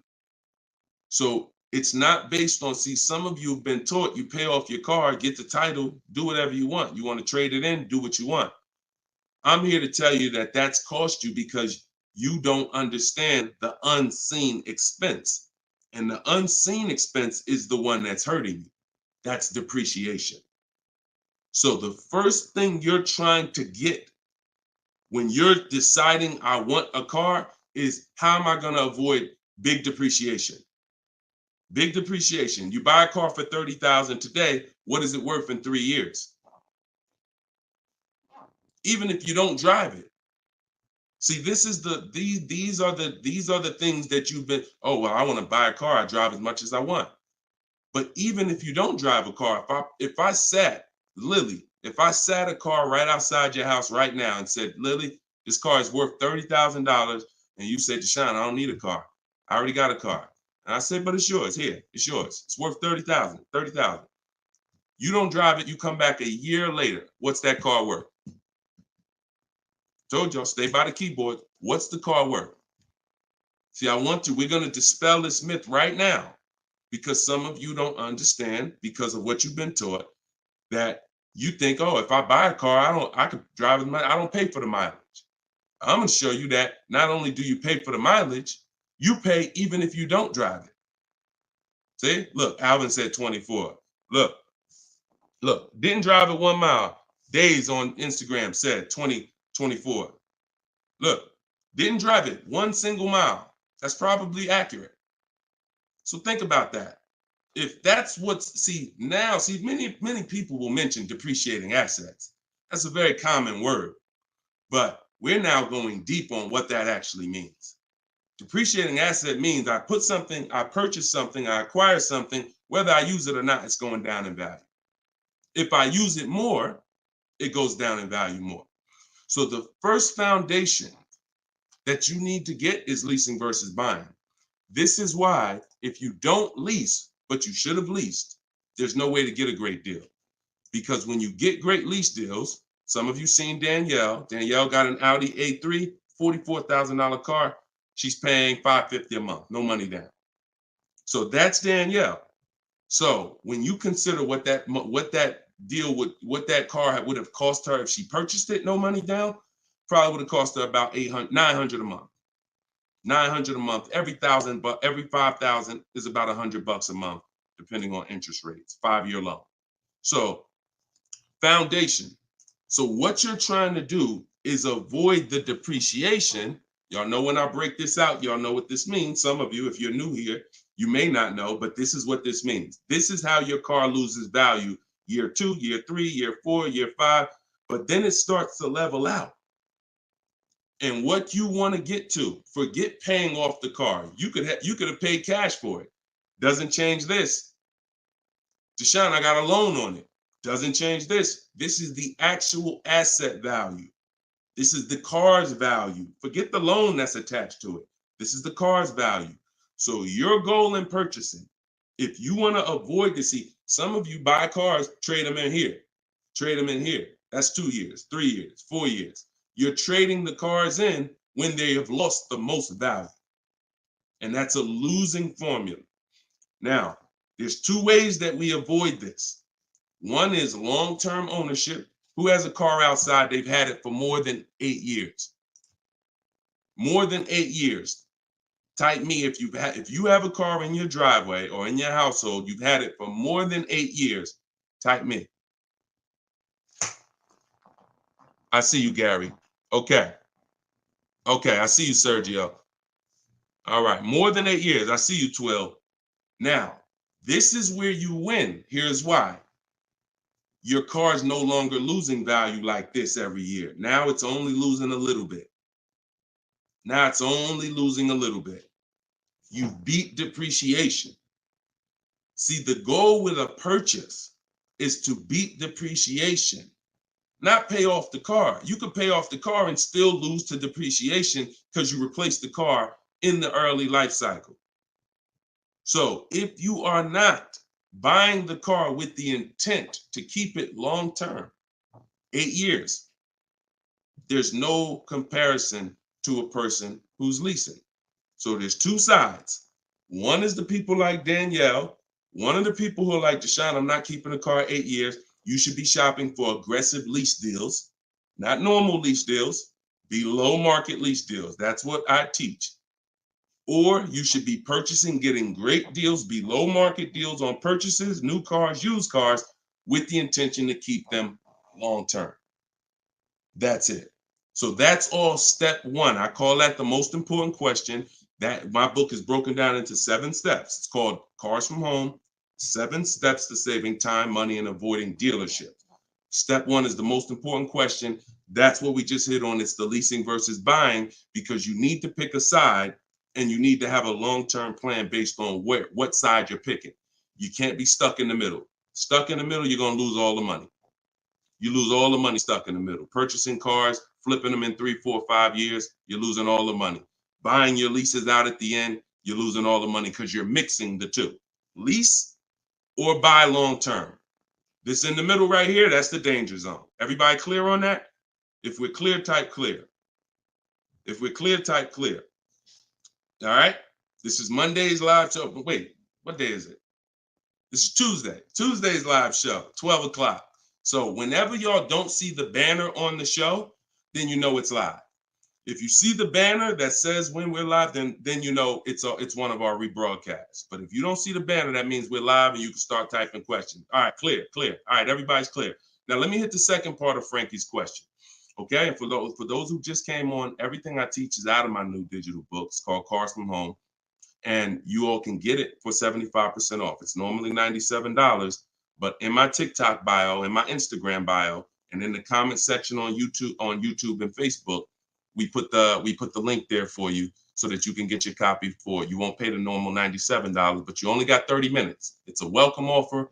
Once that clock goes down to 0, your price is $97, which is still a great price. You saw how much money Tiffany just saved on her new Mazda, just using what's in the book. Saved herself, I think, $6,000. So go ahead. Oh, no. So, and then you move into the equity assessment. So once you decide, Frankie, which you already said you're only keeping the car 72 months, you should not be purchasing. Because if you purchase, we already went to what's going to happen. You can't win keeping that car 6 years and then replacing it. So you should now be doing your equity assessment, which is calling your bank, get your payoff, and then you're going to go to the cash buying websites. Don't use algorithm sites because they're worthless. Car Guru, Sell My Car, CarMax, Carvana, Driveway, AutoNation, Sell My Car, AutoNation, Sell My Car. 6 offers, 3 are from dealers, 3 are from online buyers, and these are the best offers you're going to get. They'll cut you a check the same day. That's our bidding system. That is how we do our equity assessment. We do not trade our cars in because we're not going to get the money that they're worth trading, which I hit on earlier. All right. I know we got a lot of questions being typed. Dolan, you can shoot the next one in. Okay, this one's from Instagram. I'm looking to lease a GLS 450. Does Mercedes have any third-party restrictions on selling your lease? So I wouldn't concern myself with that. I'm going to tell you why. That's like trying to think about the purpose of equity on a lease is a bonus. Shout out to y'all running the likes up on TikTok. Appreciate y'all. If y'all could keep tapping the screen every couple minutes, if you could just give it a little tap, tap, tap. That just keeps running them up. Just every minute. Every time you hear something and you're like, oh, that was good. Tap, tap, tap. And just keep the likes running up. Keep TikTok notified of what we're doing over here. So you never want to base the car you're going to lease on if it's going to have equity at the end. The benefit of leasing is driving cars for pennies on the dollar compared to what people purchasing them. And you're avoiding depreciation that people purchasing the vehicles are going to take. That's the benefits of leasing. Now, there's a lot of other benefits too. I mean, you're driving a new car. You're under warranty most of the time. Depends on how many miles you drive. So if you drive, 12,000 miles a year, most bumper to bumper warranties cover that. If you drive 15,000, maybe you won't have a little bumper to bumper at the end, depending on what you choose. Mercedes has a 4-year 50,000 bumper to bumper. But the benefits of leasing are what I just laid out. Equity is a bonus. We don't want to look, equity is not something we ever want to base the vehicle we're going to lease off of. It's too many market changes that could affect it. A car could have high resale values now, and then in 3 years it doesn't, which means any equity will be eliminated because of the 3-year-old used car market. So you don't want to shop like that. You don't want to shop like that. Focus on, and what I teach in my book is you're going to pick 3 vehicles. Good to see you, Judith.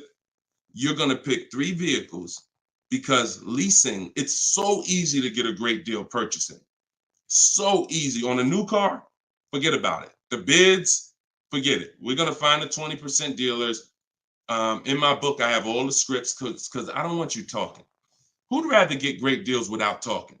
Be honest. Who's not a good negotiator? You're not a good negotiator. Type not me. Like you just be honest. I don't ever want you to put yourself in a position where you need to talk.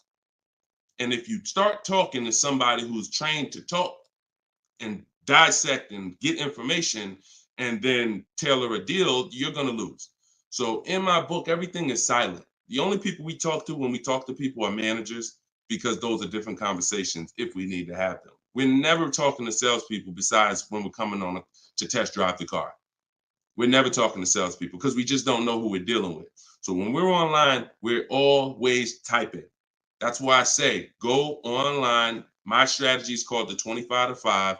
We go online and we contact 25 dealers, go to their website. I have copy and paste templates in there that you just fill in what you want. But if you're going to do it your way, that's fine. But I'm telling you, you don't want to deviate from this format because you're going to get yourself in trouble and you're not going to get the results. You want to be able to connect with a large amount of dealers so that you could get 5 offers, at least 5, because 4 are going to be overpriced most likely, but 1 is going to beat everyone else. So, but when it comes to a lease, there is the lease program that is that the dealer can't control.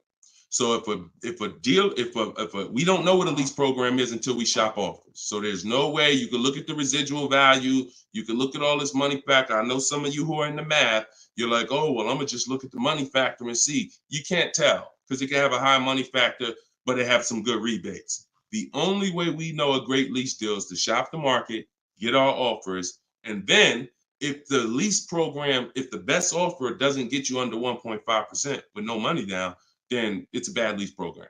It's a bad lease program. In which case, we move to another vehicle.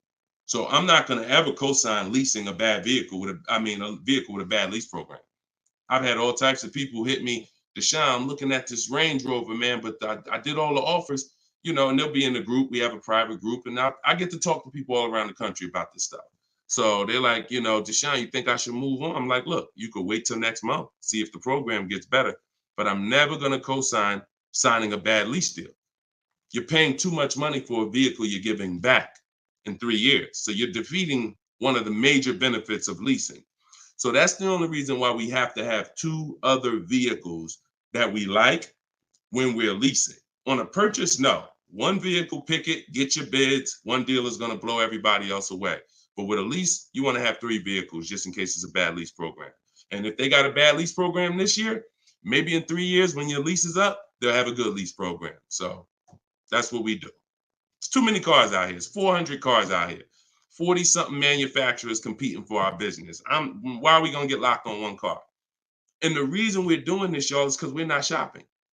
You're not shopping. You're not taking the going out for the weekend and test driving cars seriously. You're about to drop 40 grand of your hard-earned money. You need to be, like I teach, shopping and not letting anyone disturb your shopping. If I'm looking for a car, I'll take a whole Saturday and go out or a Monday, and I'll go out and I'll drive 4 cars and be like, okay, that was fun. Don't sit down and don't talk numbers. So let me make that clear. Don't go in there and sit down at the desk and start talking numbers and get a proposal. No. Shop. Once you decide what you want, then we come home and we get our offers from home. All right. Go ahead, Dolan. Next question. All right. When you don't talk, I see a lot of you saying you're not good negotiators. Then you just got to stop talking. Stop talking and start making people bid. You're going to get better deals than good negotiators all day long. Heard you loud and clear on the rebroadcast. I'm here live. All right. Welcome, Jill. Looking for a car now. Profited on a sale, so coming in clean. Need to rebuild credit. Lease cheap car, finance car under 5-6 grand. It depends on where your credit is. If you're in the mid-6, I teach something called, profile over score. So if you have a paid off car, if you have nothing gets you approved for a car like on-time car payments. If you've been making on-time car payments for 2 years, 3 years, you're typically going to get approved for most leases. As long as you're not going from like a $450 payment to a $900 payment. But if I'm in a state where if I'm in that mid 6s, 660, 670, I go for the lease. If I'm in the low 6s, then I go for what I call a smart car, which is the car to set you up to lease. So your goal is to get the least expensive car you can get a loan on, quality car. You want to go small as possible, and small as possible for you might be you need a sedan. You might need 3 rows. But I teach something, and that's what we were talking about when I posted that review that Barrett wrote for our book today. He was like, we get a wish list for needs versus wants, because oftentimes we confuse these. Needs are things you can't live without. I need to have this, or the car is not going to do what I need it to do. I need to have it. Wants are things that you'd like to have, but you can live without. When it comes to getting a smart car, and it's not the little smart car, y'all. I have a different. That's a different meaning for us. It means saving money at the right time. That's what we call smart cars. Saving money at the right time. So if you can't qualify for a lease and you want to set yourself up, then the vehicle you get now is super important. The vehicle you get now could either set you back from leasing because you bought too much vehicle, payments too high. You didn't buy a dependable vehicle. It's not going to last. It's going to start having problems. It's going to break down. You might miss payments because of that. These are all the things you want to avoid. This is why I'm giving you these boundaries that you don't, kind of go off of. But this usually happens when you're trying to get too much car. Quite honestly, if I was trying to get a smart car, I would be trying to get the smallest car I could, drive it for 2 years. Let the family be uncomfortable. Listen, y'all, I know it's tight, but in 2 years, I'm going to get out of this and I'm going to drive off the lot in a brand new lease. So the key is the payment's going to be low because those smaller cars are only 25 grand new, 28 grand brand new. When you get them used, you could get a nice one for about 10. Finance it. You don't have to take a 10-year-old one. So you want to get one that's relatively, good. It needs to last you 2 years or the plan's messed up.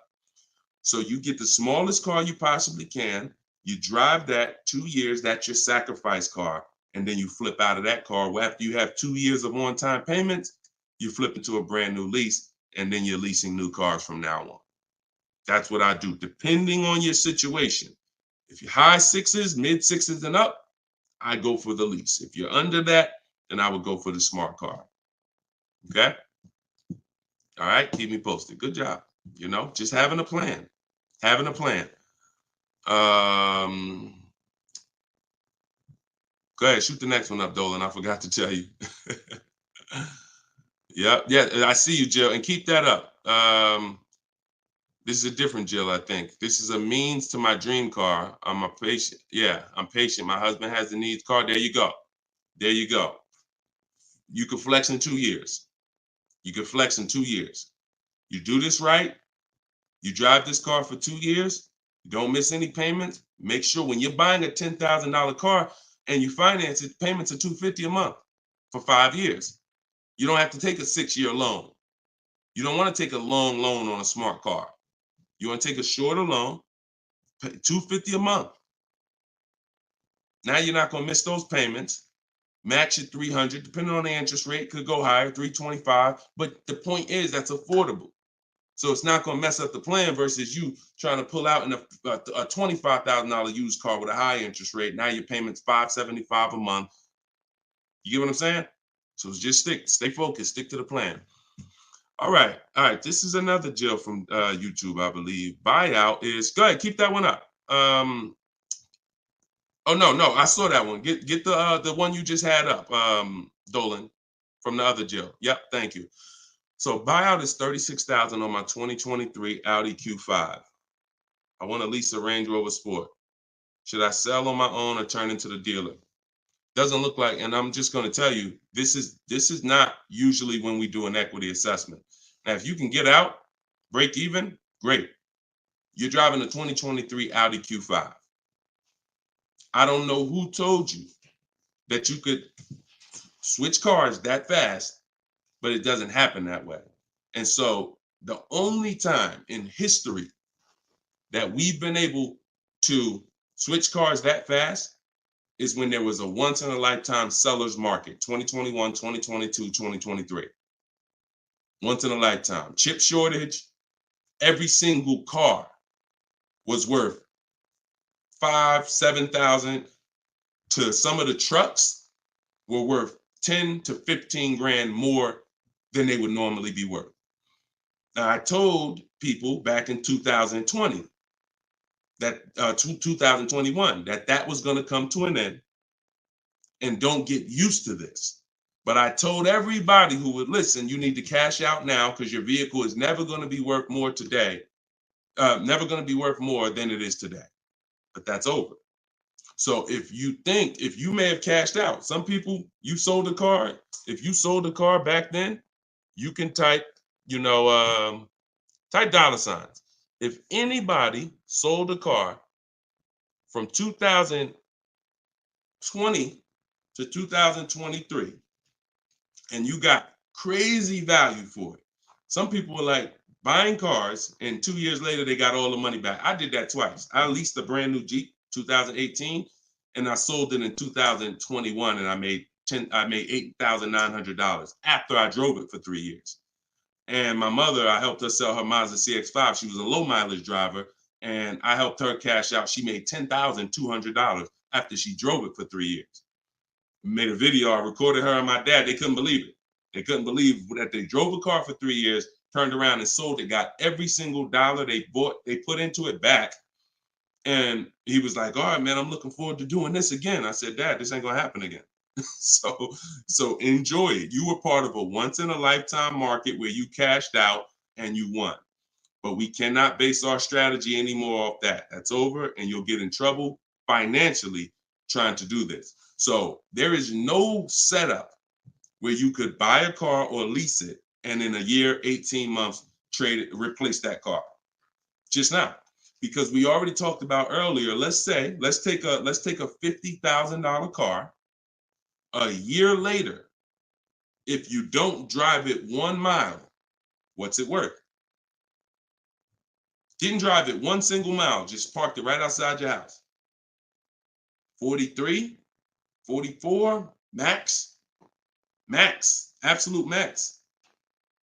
So when that car is losing value like that, whether you bought it or leased it, the asset, it's what the car is worth. Forget about the finances attached to it.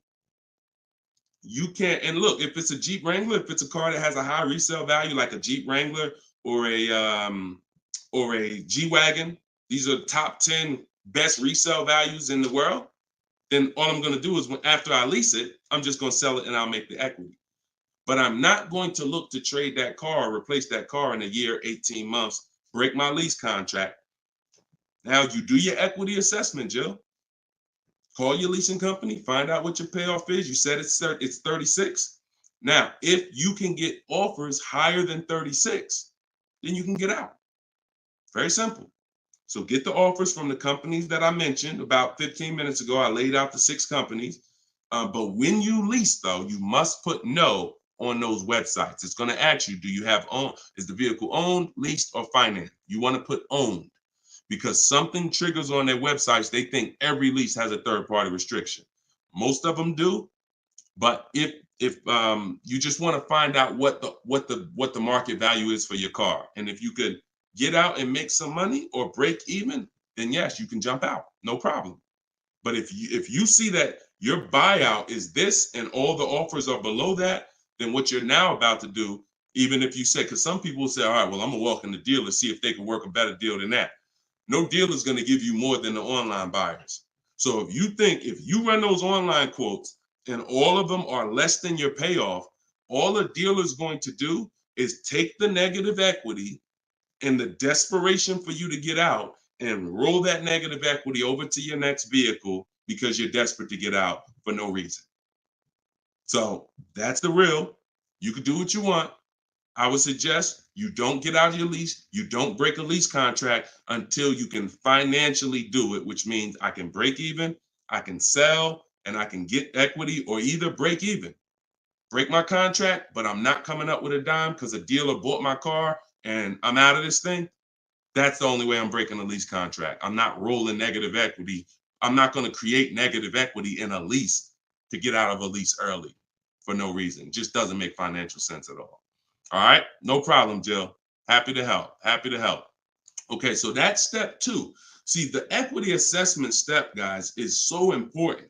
See, because it's the foundation of our deal. So when you look at step 1, the leasing versus buying question, how many years do you keep in the car? 8-year rule. That's step 1, super important. Foundational of your deal. As I said, you can't get a good deal if you purchase, but you should have leased. Impossible. You got a bad deal. I don't care how much money you get off. Now, second step is if I have a car to replace, I got to do an equity assessment because I need to know, is this car that I'm in going to be going to prevent me from making a move right now? Too much negative equity, I'm prevented from making a move right now. If I can get out, make some money, now I got some money. I can sell. I can put money in my pocket, put it in my bank. That means it's an asset. It's a blessing to me. So your car that you're in could either hinder you from getting a car or it can help you get the next car. That's why we always do the equity assessment before anything else. All right. I don't know why I'm frozen on Instagram. All right, go ahead back in, Dolan. Next question. Okay, now I'm back. I see. I'm just monitoring Instagram. Okay, and just so y'all know, everything that I'm teaching is out my new book. And look, I want to show y'all this. And before, keep that question up. Look, here we go. Boom. Look at that. 4.94. Thank you to everybody. We're higher now. I think we're up to 35 ratings, 28 reviews. So thank you to everybody who's reviewed the book on Goodreads. Appreciate you. And thank you for everybody who's using it. Make sure you are writing me with your success stories. Show me your deals so that I can post them just like I posted Tiffany's deal. But everybody can get the book. You can get yours for $90. It's normally $97. But as our welcome special, our book launch special, you can get it for $24, 75% off in my TikTok bio for 30 minutes, or my Instagram bio, or in the comment section of YouTube or Facebook. We have a comment pin for you. And if you're watching us on TV, you can use your phone and you can scan the QR code here on the screen, and you can get your copy for 75% off. But once that timer hits 0, if you visited that page and the timer it started, once it hits 0, the price does go back up to $97, which is still a great price. It's a great price either way. And it'll be in your inbox in a couple minutes. Okay, this is from Instagram. I use your template in the book to ask for quotes. Their response is the lowest offer you have received. They are being difficult and giving me their best offer. What's the best way? Use the scripts. It's just conversation. Hopefully you listen and you have a separate email, because you're not going to have intelligent conversation with 5, 7, 10 dealers mixing personal emails. So every part of the system is important, having a separate shopping email. So everything in there is dealers. And now everything they're saying, we have a response for. Every single thing. It doesn't matter. Don't expect 80% dealers to be easy. Expect them to, hey, can we have a conversation? Hey, when can you come in? Hey, this be a whole lot easier if you're here. See, what we already know is we've given them all the information they need to give us a quote. So the best thing, the stages we move through in our conversation with dealers is, who has a car that I want? That's first. Our first set of scripts is designed to weed out the dealers who don't even have a car we want. Nothing to talk about. Nothing to talk about. So there are dealers who won't tell you they have a car. That's why we have scripts. Hey, when can we talk? I'll be handling my whole purchase online. Can you confirm if you have something that matches? Every one of my scripts ends with a question. If you're not going to use my scripts in my book, then you make sure every email you write should end with a question, never a statement. So what you're sitting at home and you are copying and pasting. Very simple. Everything they say, we have a response, because I use those scripts. I'm from inside the dealers for 14 years. I know those scripts. Hey, it'd be easier if you were here. Hey, we only do business in person. Hey, when can I get you on the phone? I promise it won't take long. All of the stuff they're gonna say. Hey, we only quote in person. None of the people I'm talking to have said that. So should I remove you from my list? Always ends with a question. So your expectation may be, you thought by sending all the scripts, you were just going to get, oh, quotes coming in, everyone doing this. No, that's why we have scripts, because we keep the conversation moving forward. Everything they say, just go to the script, open the template. And just so y'all know, in my book, one of the best reasons why it's a digital book is because I link you to videos and I link you to documents, and that you can copy and paste. So that what this person is talking about is the templates and scripts that I've created for contacting and having these conversations with dealers. So, but everything you are doing, everything they're doing is very predictable. You just change your expectation. I'm going to talk to several people and I'm going to weed this down to 5 offers. And out of the 5, one of them is going to beat everybody else. And then I'm going to use my counter offer calculator that Deshone made to send the counter offers and close my best deal. Take all the emotion out of it. Take all the emotion out of it. You should be emotionless at it. Nobody can hurt you. All right, you're at home in your living room. All right, go ahead. Mike said nobody gives us this info. I sold cars and the dealership wouldn't even give us any insight. Trust me, Mike, I understand, man. That's why I love the 20% of car salesmen and dealers. They love what we're doing here because they know we were never taught this stuff. So we were never taught about leasing, financing. Thank God I was able to learn it, and I was able to, but we weren't taught about insurances, all the stuff that they should be training us on. We weren't taught. So I appreciate you being here, man. All right, go ahead, Dolan. Next question.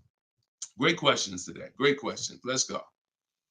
I see you. Shout out to the people running the likes up on TikTok. Can y'all just keep tapping the screen every couple minutes if you could? If you enjoying the show, you getting value out of what we're doing, every couple minutes, if you could just tap that screen and keep running those likes up. I appreciate y'all. It lets TikTok know we talking big money over here. Yep, I see it. Thank y'all. Appreciate you. All right, this is Gary on YouTube. When leasing, is it all about purchase price? No, it isn't, Gary. Great question. When purchasing, it's always about purchase price. All in, out the door, tax fees, everything included. Purchasing is always. Now, leasing, we get our lease offers, and this is where we eliminate the term down payment. We no longer say down payment. I want you to eliminate that word, those words from your vocabulary. You want to replace them with total out of pocket. Total out of pocket. So all of our lease offers we're going to get is following the 1% lease deal principle, which is, because some people, I know Judith still asks, oh, hold on one second. Hold on.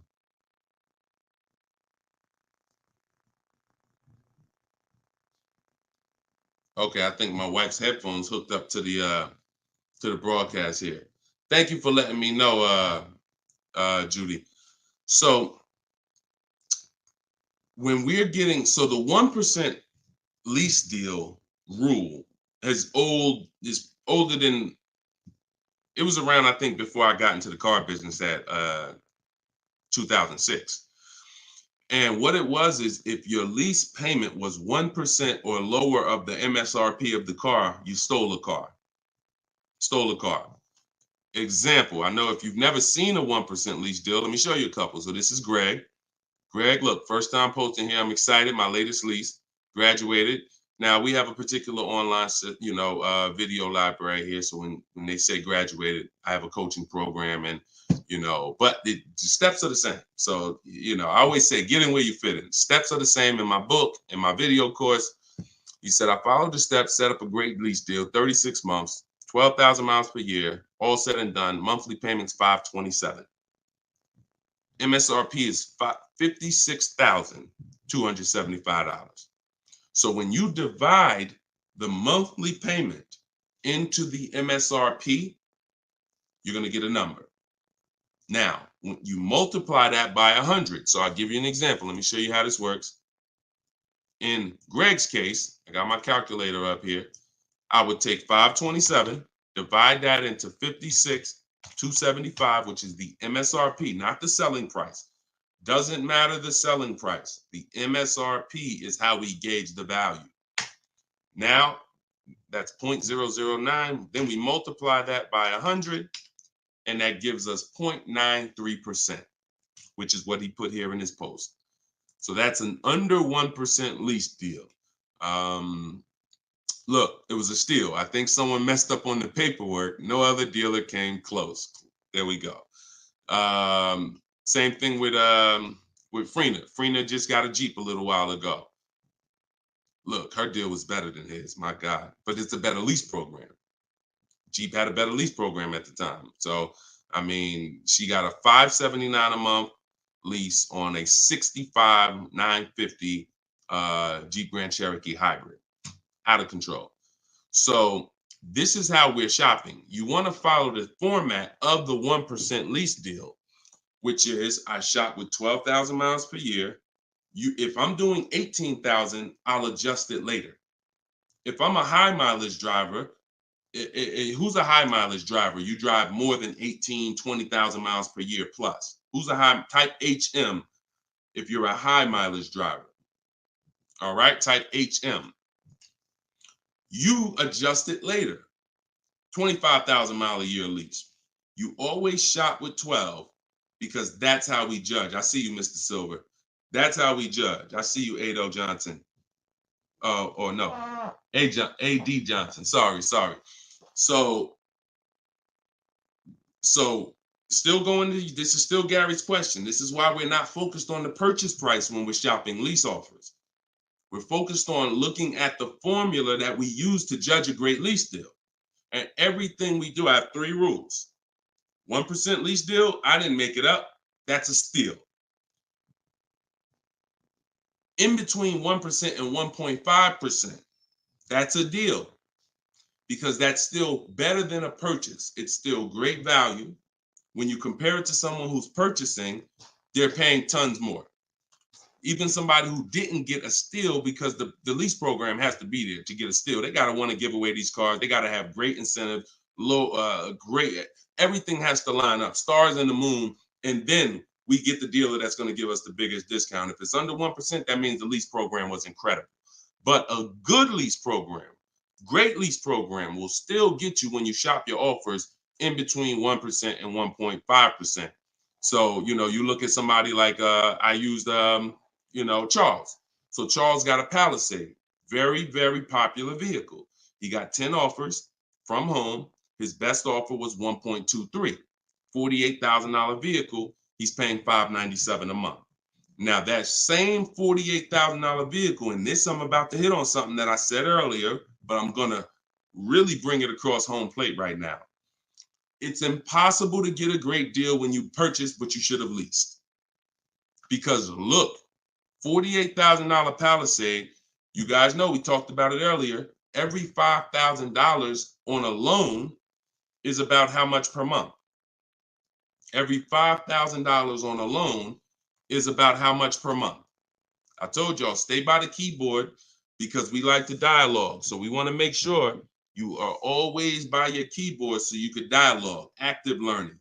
That's how you're going to get the most out of this show. Active. Okay. Anybody type it yet? Okay. Thank you, Dominic, on TikTok. Yes. $100. So that same Palisade that Charles is driving right now for $597, there are people who financed it, no money down, and they're paying almost $1,000 a month, $900 to $1,000 if they got a 5-year loan. If they took a 6-year loan, they're probably paying $8 something a month for 6 years. He's paying $597. So that's what I say. You cannot. And even when you have a good lease program and you get your offers, 1.23, 1.25, 1.3, great value compared to purchasing that car. You're avoiding the depreciation that someone who's purchasing is going to take, and it's no comparison. So, but there comes a limit. That's the third category. We got the steals, we got the deals, and then we got, I call this, it's time to chill. 1.5%. Above that, it's not a deal. There's no value there. There's very little value there. Now, no, there's no value. And I'm going to tell you why. Just add up all the payments. 1.5%, we're paying too much for a vehicle we're giving back. It's very simple. We're paying too much for a vehicle that we're giving back. When you take hold on, let me get rid of this. Put the banner back up for those of you who want your book at 75% off. Just scan it right there. Once you get above 1.5%, there's no value, because if you take a $40,000 vehicle, a steal at 1% is $400 a month. A deal is between 4 something and 6. That's 1 to 1.5. 600 a month. Now, above 600 a month, let's take 650. That's 650 divided into 40,000. 650 divided into 40,000. That's a 1.6 lease. I never signed it. Never signed it. I'm gonna tell you why. 650 times 36 months, $23,400. $23,400 I'm paying over 3 years for a $40,000 vehicle that I'm giving back. I paid more than half of the vehicle to give it back in 3 years. So those of you who always wondered what the 1.5% rule, I had to create it, because the 1% rule, a lot of savvy people knew about it. But I noticed There was no threshold for when a bad lease deal. When are we at a bad lease deal now? We know what a steal is, but what's the bad lease deals? And when I started looking at the comparison to purchasing and then the giving a car back, once you get up above 1.5%, there's no value in leasing that vehicle. Next. Clear? We don't sign bad lease deals. Only time we did that, I'm gonna tell you something. All through the pandemic, I had people making 5, 7, 10 grand. Kid you not, hundreds of them. If they were making that kind of money selling their leases, then that was the only exception. Some of them will take a 1.6 lease, put money down. Some of that big equity they had that they didn't even know they were going to have, they would put it down to lower their payment. But that was the only exception back then. I never co-signed somebody doing it now. Okay? There we go. Gary, Gary, in my TikTok bio, are you on my email list? Send me an email. You want the whole, you just send me an email and we'll make sure we get you in. And that's a special price, and I'll get you the special price to join us. Okay. I don't know how, can we communicate on YouTube? I don't think we can. I think we can only communicate. If you follow me on any of the other platforms, Gary, YouTube, TikTok, Facebook, Instagram, they allow those direct messages and we'll be able to see you. Just send me a message and I'll get you some. I'll have the team find some special link to get you in at that price. All right. MSRP, Todd, is always the bottom line. Okay, this is a great question. Hold on. We'll pull another question up, but I want to do Todd's question he just asked right here. He said, do you include freight and handling in the MSRP calculations? That's a great question, very common. Let me show you this. When you are looking at the MSRP, y'all, leases and purchases of brand new cars, used car purchasing is different. But when you're shopping, we're always shopping based on the MSRP. So let me show y'all this. I'm actually going to save a window sticker right now, and I'm going to bring it onto the show. Hold on. All right, so let me go here. Boom. Check this out. All right, here we go. Hold on. It's loading. Boom. All right, so here's a window sticker. Now, these numbers can be a little confusing. We want to go right there. Right there. Total MSRP is all we care about. Right there. Total MSRP. Because you do pay for destination to get the car from the factory to the dealership. That's included. Like that's we pay for that. So it's no problem. We need to know. You don't want to account for any of these numbers up here before the option. It's always the bottom line MSRP, total MSRP. Now, if you ever see an addendum next to a window sticker, you see a handwritten addendum or a typed addendum that takes this total MSRP and it gives some other stuff next to it, we pay no attention to that. And in my case, if you're using what I'm teaching you, you would never even be talking to that dealer about getting a quote until you got home. So even if you go, the only time we would actually even see that particular dealer, that particular window sticker, is if we showed up to test drive the car and that particular one that we test drove just so happened to have the addendum on it. That's the only time we'd even see it.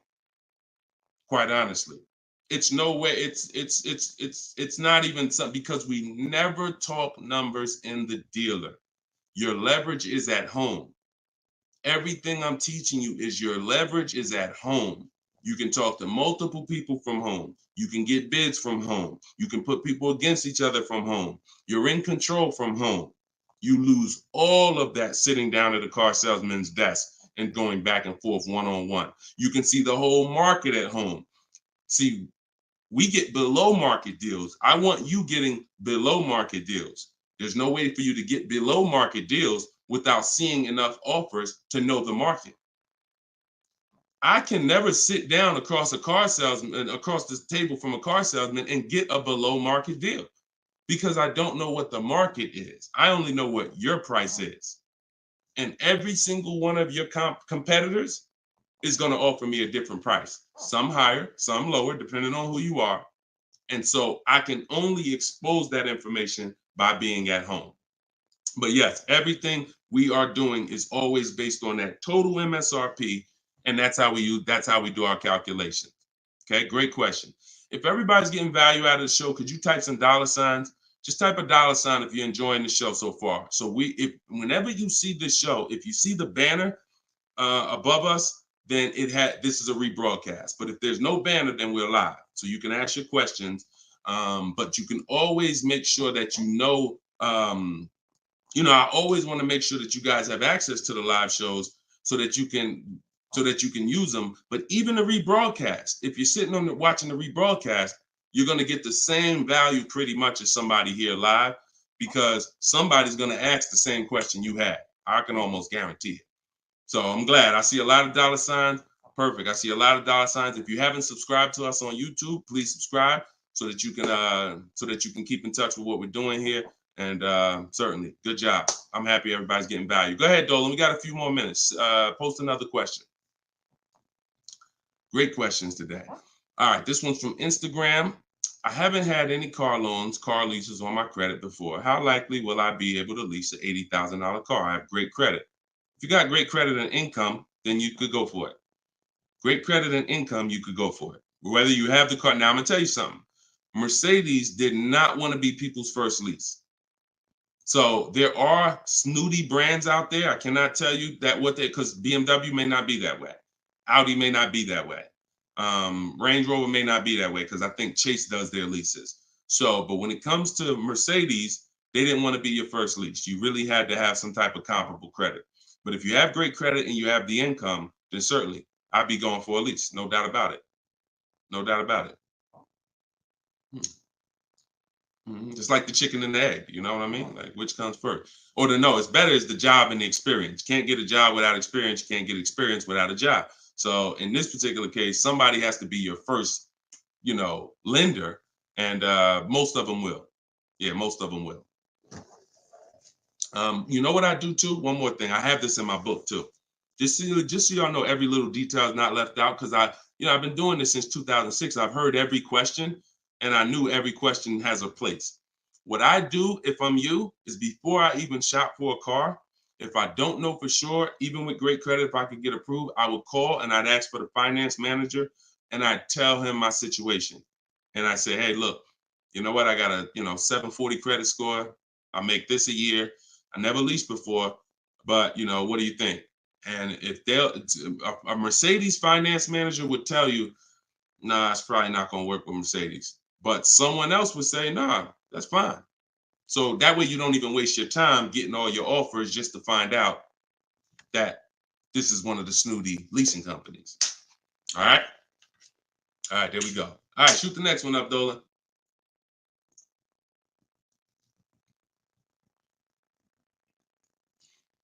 Jason Hughes from IG.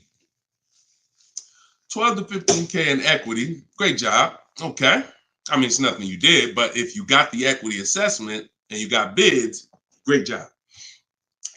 Now, wait a minute. It doesn't sound like you got bids. And I'm going to tell you why. Because it wouldn't be an equity range. That sounds like an estimate. In fact, it doesn't sound like an estimate. It is an estimate. 12 to 15 is an estimate. When we get bids, when we do our equity assessment, we're getting bids and we're like, hey, I have $13,580 equity based on my highest offer from Driveway. See, get out of the ambiguity. Get out of the middle there. Let's get finite, definite numbers and stay out of these ranges and estimates, especially on things that take us 20 minutes to do. Call your bank, get your payoff, go online, CarMax, Driveway, Carvana, AutoNation, sell my car, Car Guru, sell my car, Kelly's Blue Book, instant cash offer. 20 minutes. Get your equity. 8 payments left, not keeping 8 years, now a good time to lease. 100%. 100%. There's no benefit in waiting. Listen, that is the path for a lot of people, Jason. A lot of people are going to discover what we're doing here, teaching by the numbers, not by emotion. And they're going to realize that not leasing has cost me money. Should I wait or should I just transition now? There's no reason to wait. There's no reason to wait. The only thing that would make you wait when you do your equity assessment is you have too much negative equity, you can't get out. That's the only time. Or you have a credit situation where you need to actually get your smart car, get a car for 2 years, rebuild your credit, and then go lease. Anybody else? No benefit. I'd be leasing tomorrow because I had a friend of mine, he's a close friend of mine. He's actually in my program. You know, he uses our stuff. And he's like, he had a Kia Telluride. Well, he had an accident. Vehicle got totaled. Now, he said, now I know the 8-year rule, Deshone. I'm going to lease this next one. He gets his bids. Last week, he leased the Kia Telluride for under $500 a month. The same vehicle that he was paying hundreds of dollars every month for. More. Hundreds of dollars more per month. I don't know what his payment was, but I know what a Kia Telluride costs to purchase. A $45,000 Kia Telluride to purchase with no money down is $800-900 a month. So he's literally under $5, no money down, when he was just paying hundreds more than that. So you're in the same situation. No point in waiting. Transition to a great value lease. Get your offers. You wish you could. You wish you would have did it sooner. All right. Go ahead. Next question, Dolan. Car brands will no longer offer V6. Buy the lease. Let me talk about this question on TikTok. Not right now. Get the next one. Go ahead, Dolan. Put the one you're going to put out. But get that question that this person just posted about car brands no longer offering V6s. Should he buy the lease? If you have one ready, though, put that one up. Deshone, will your book work for both lease and buy? Well, you know what? Let this person answer that for you because we just got this review. This book is outstanding. This is Barrett. And you can see all our reviews on goodreads.com.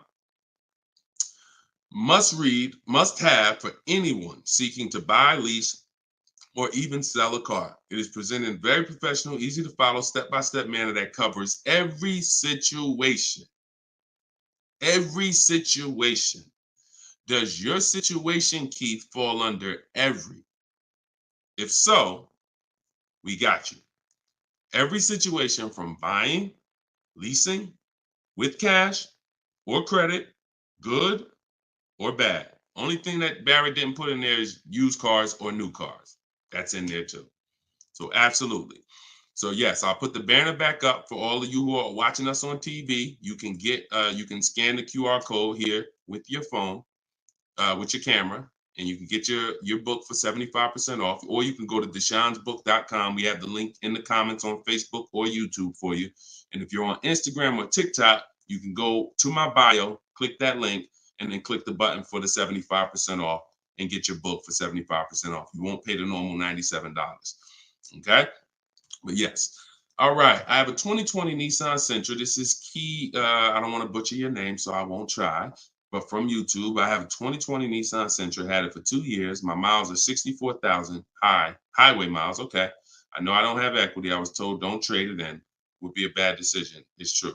We don't trade cars in. We get bids. So you need to find out what your equity position. See many of you are finding out right now how important the equity assessment is. Whenever you have a current car, equity assessment. So when you call your bank, get your payoff, then you go and you get the offers. You're either going to be in a positive equity position or a negative equity position. Now, if you're in a negative equity position, there's three solutions for negative equity. 2 of them lead to a car, 1 of them doesn't. First is you get all your offers and you can pay the difference because these are the highest offers. So whenever the highest offers are these online bidders. They pay more than car dealers. In fact, 3 of them are car dealers that are bidding. So Kelly's Blue Book, Car Gurus, and Auto Nation are car dealers bidding. CarMax, Driveway, Carvana are online marketplaces, used car marketplaces bidding. So you're getting a wide range of diverse offers from people who compete every day to buy cars. and they cut you a check right then and there. They do an hour. Both times I went to CarMax, me and my mother separately, we were out in an hour. I've had people who sold to Carvana, Kelly Blue Instant Cash Offer. They do their inspection. And then they bring you a check. So if you can pay, let's say you said you don't have equity. So if that's the case, then you may have negative equity, which means you might owe 30 and your highest offer is 28.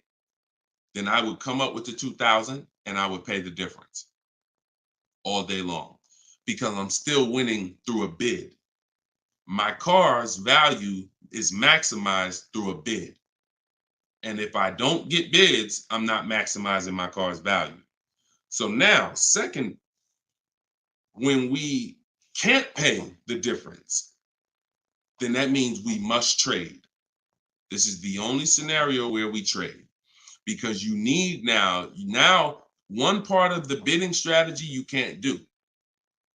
So you're going to do the other part of the bidding strategy, which is now think about what car you want. Okay, I want a Toyota Camry. Now I'm going to get my bids. I'm going to get the lowest bid, the dealer that's going to sell me the car for the lowest amount, and then I'm going to purchase from them. But before I can purchase, now I need to bring my old car into the scenario and ask them, how much is my old car worth to you? Now that's the winning dealer. You need them to bring that loan because you need them to carry that negative equity you have and put it on top of your existing deal. So you cannot depend on, don't even think that they're going to pay the amounts you had over here. Oh, Driveway was offering me 29. Yeah, you could tell them that, but again, they're not going to be able to pay that. They can't beat all their competition on the bid and then beat all the online buyers on the bid. So that's why I say your first option is always to pay the difference. Because you can win with bids there, you maximize, and then you do a separate transaction, you can still keep them separate.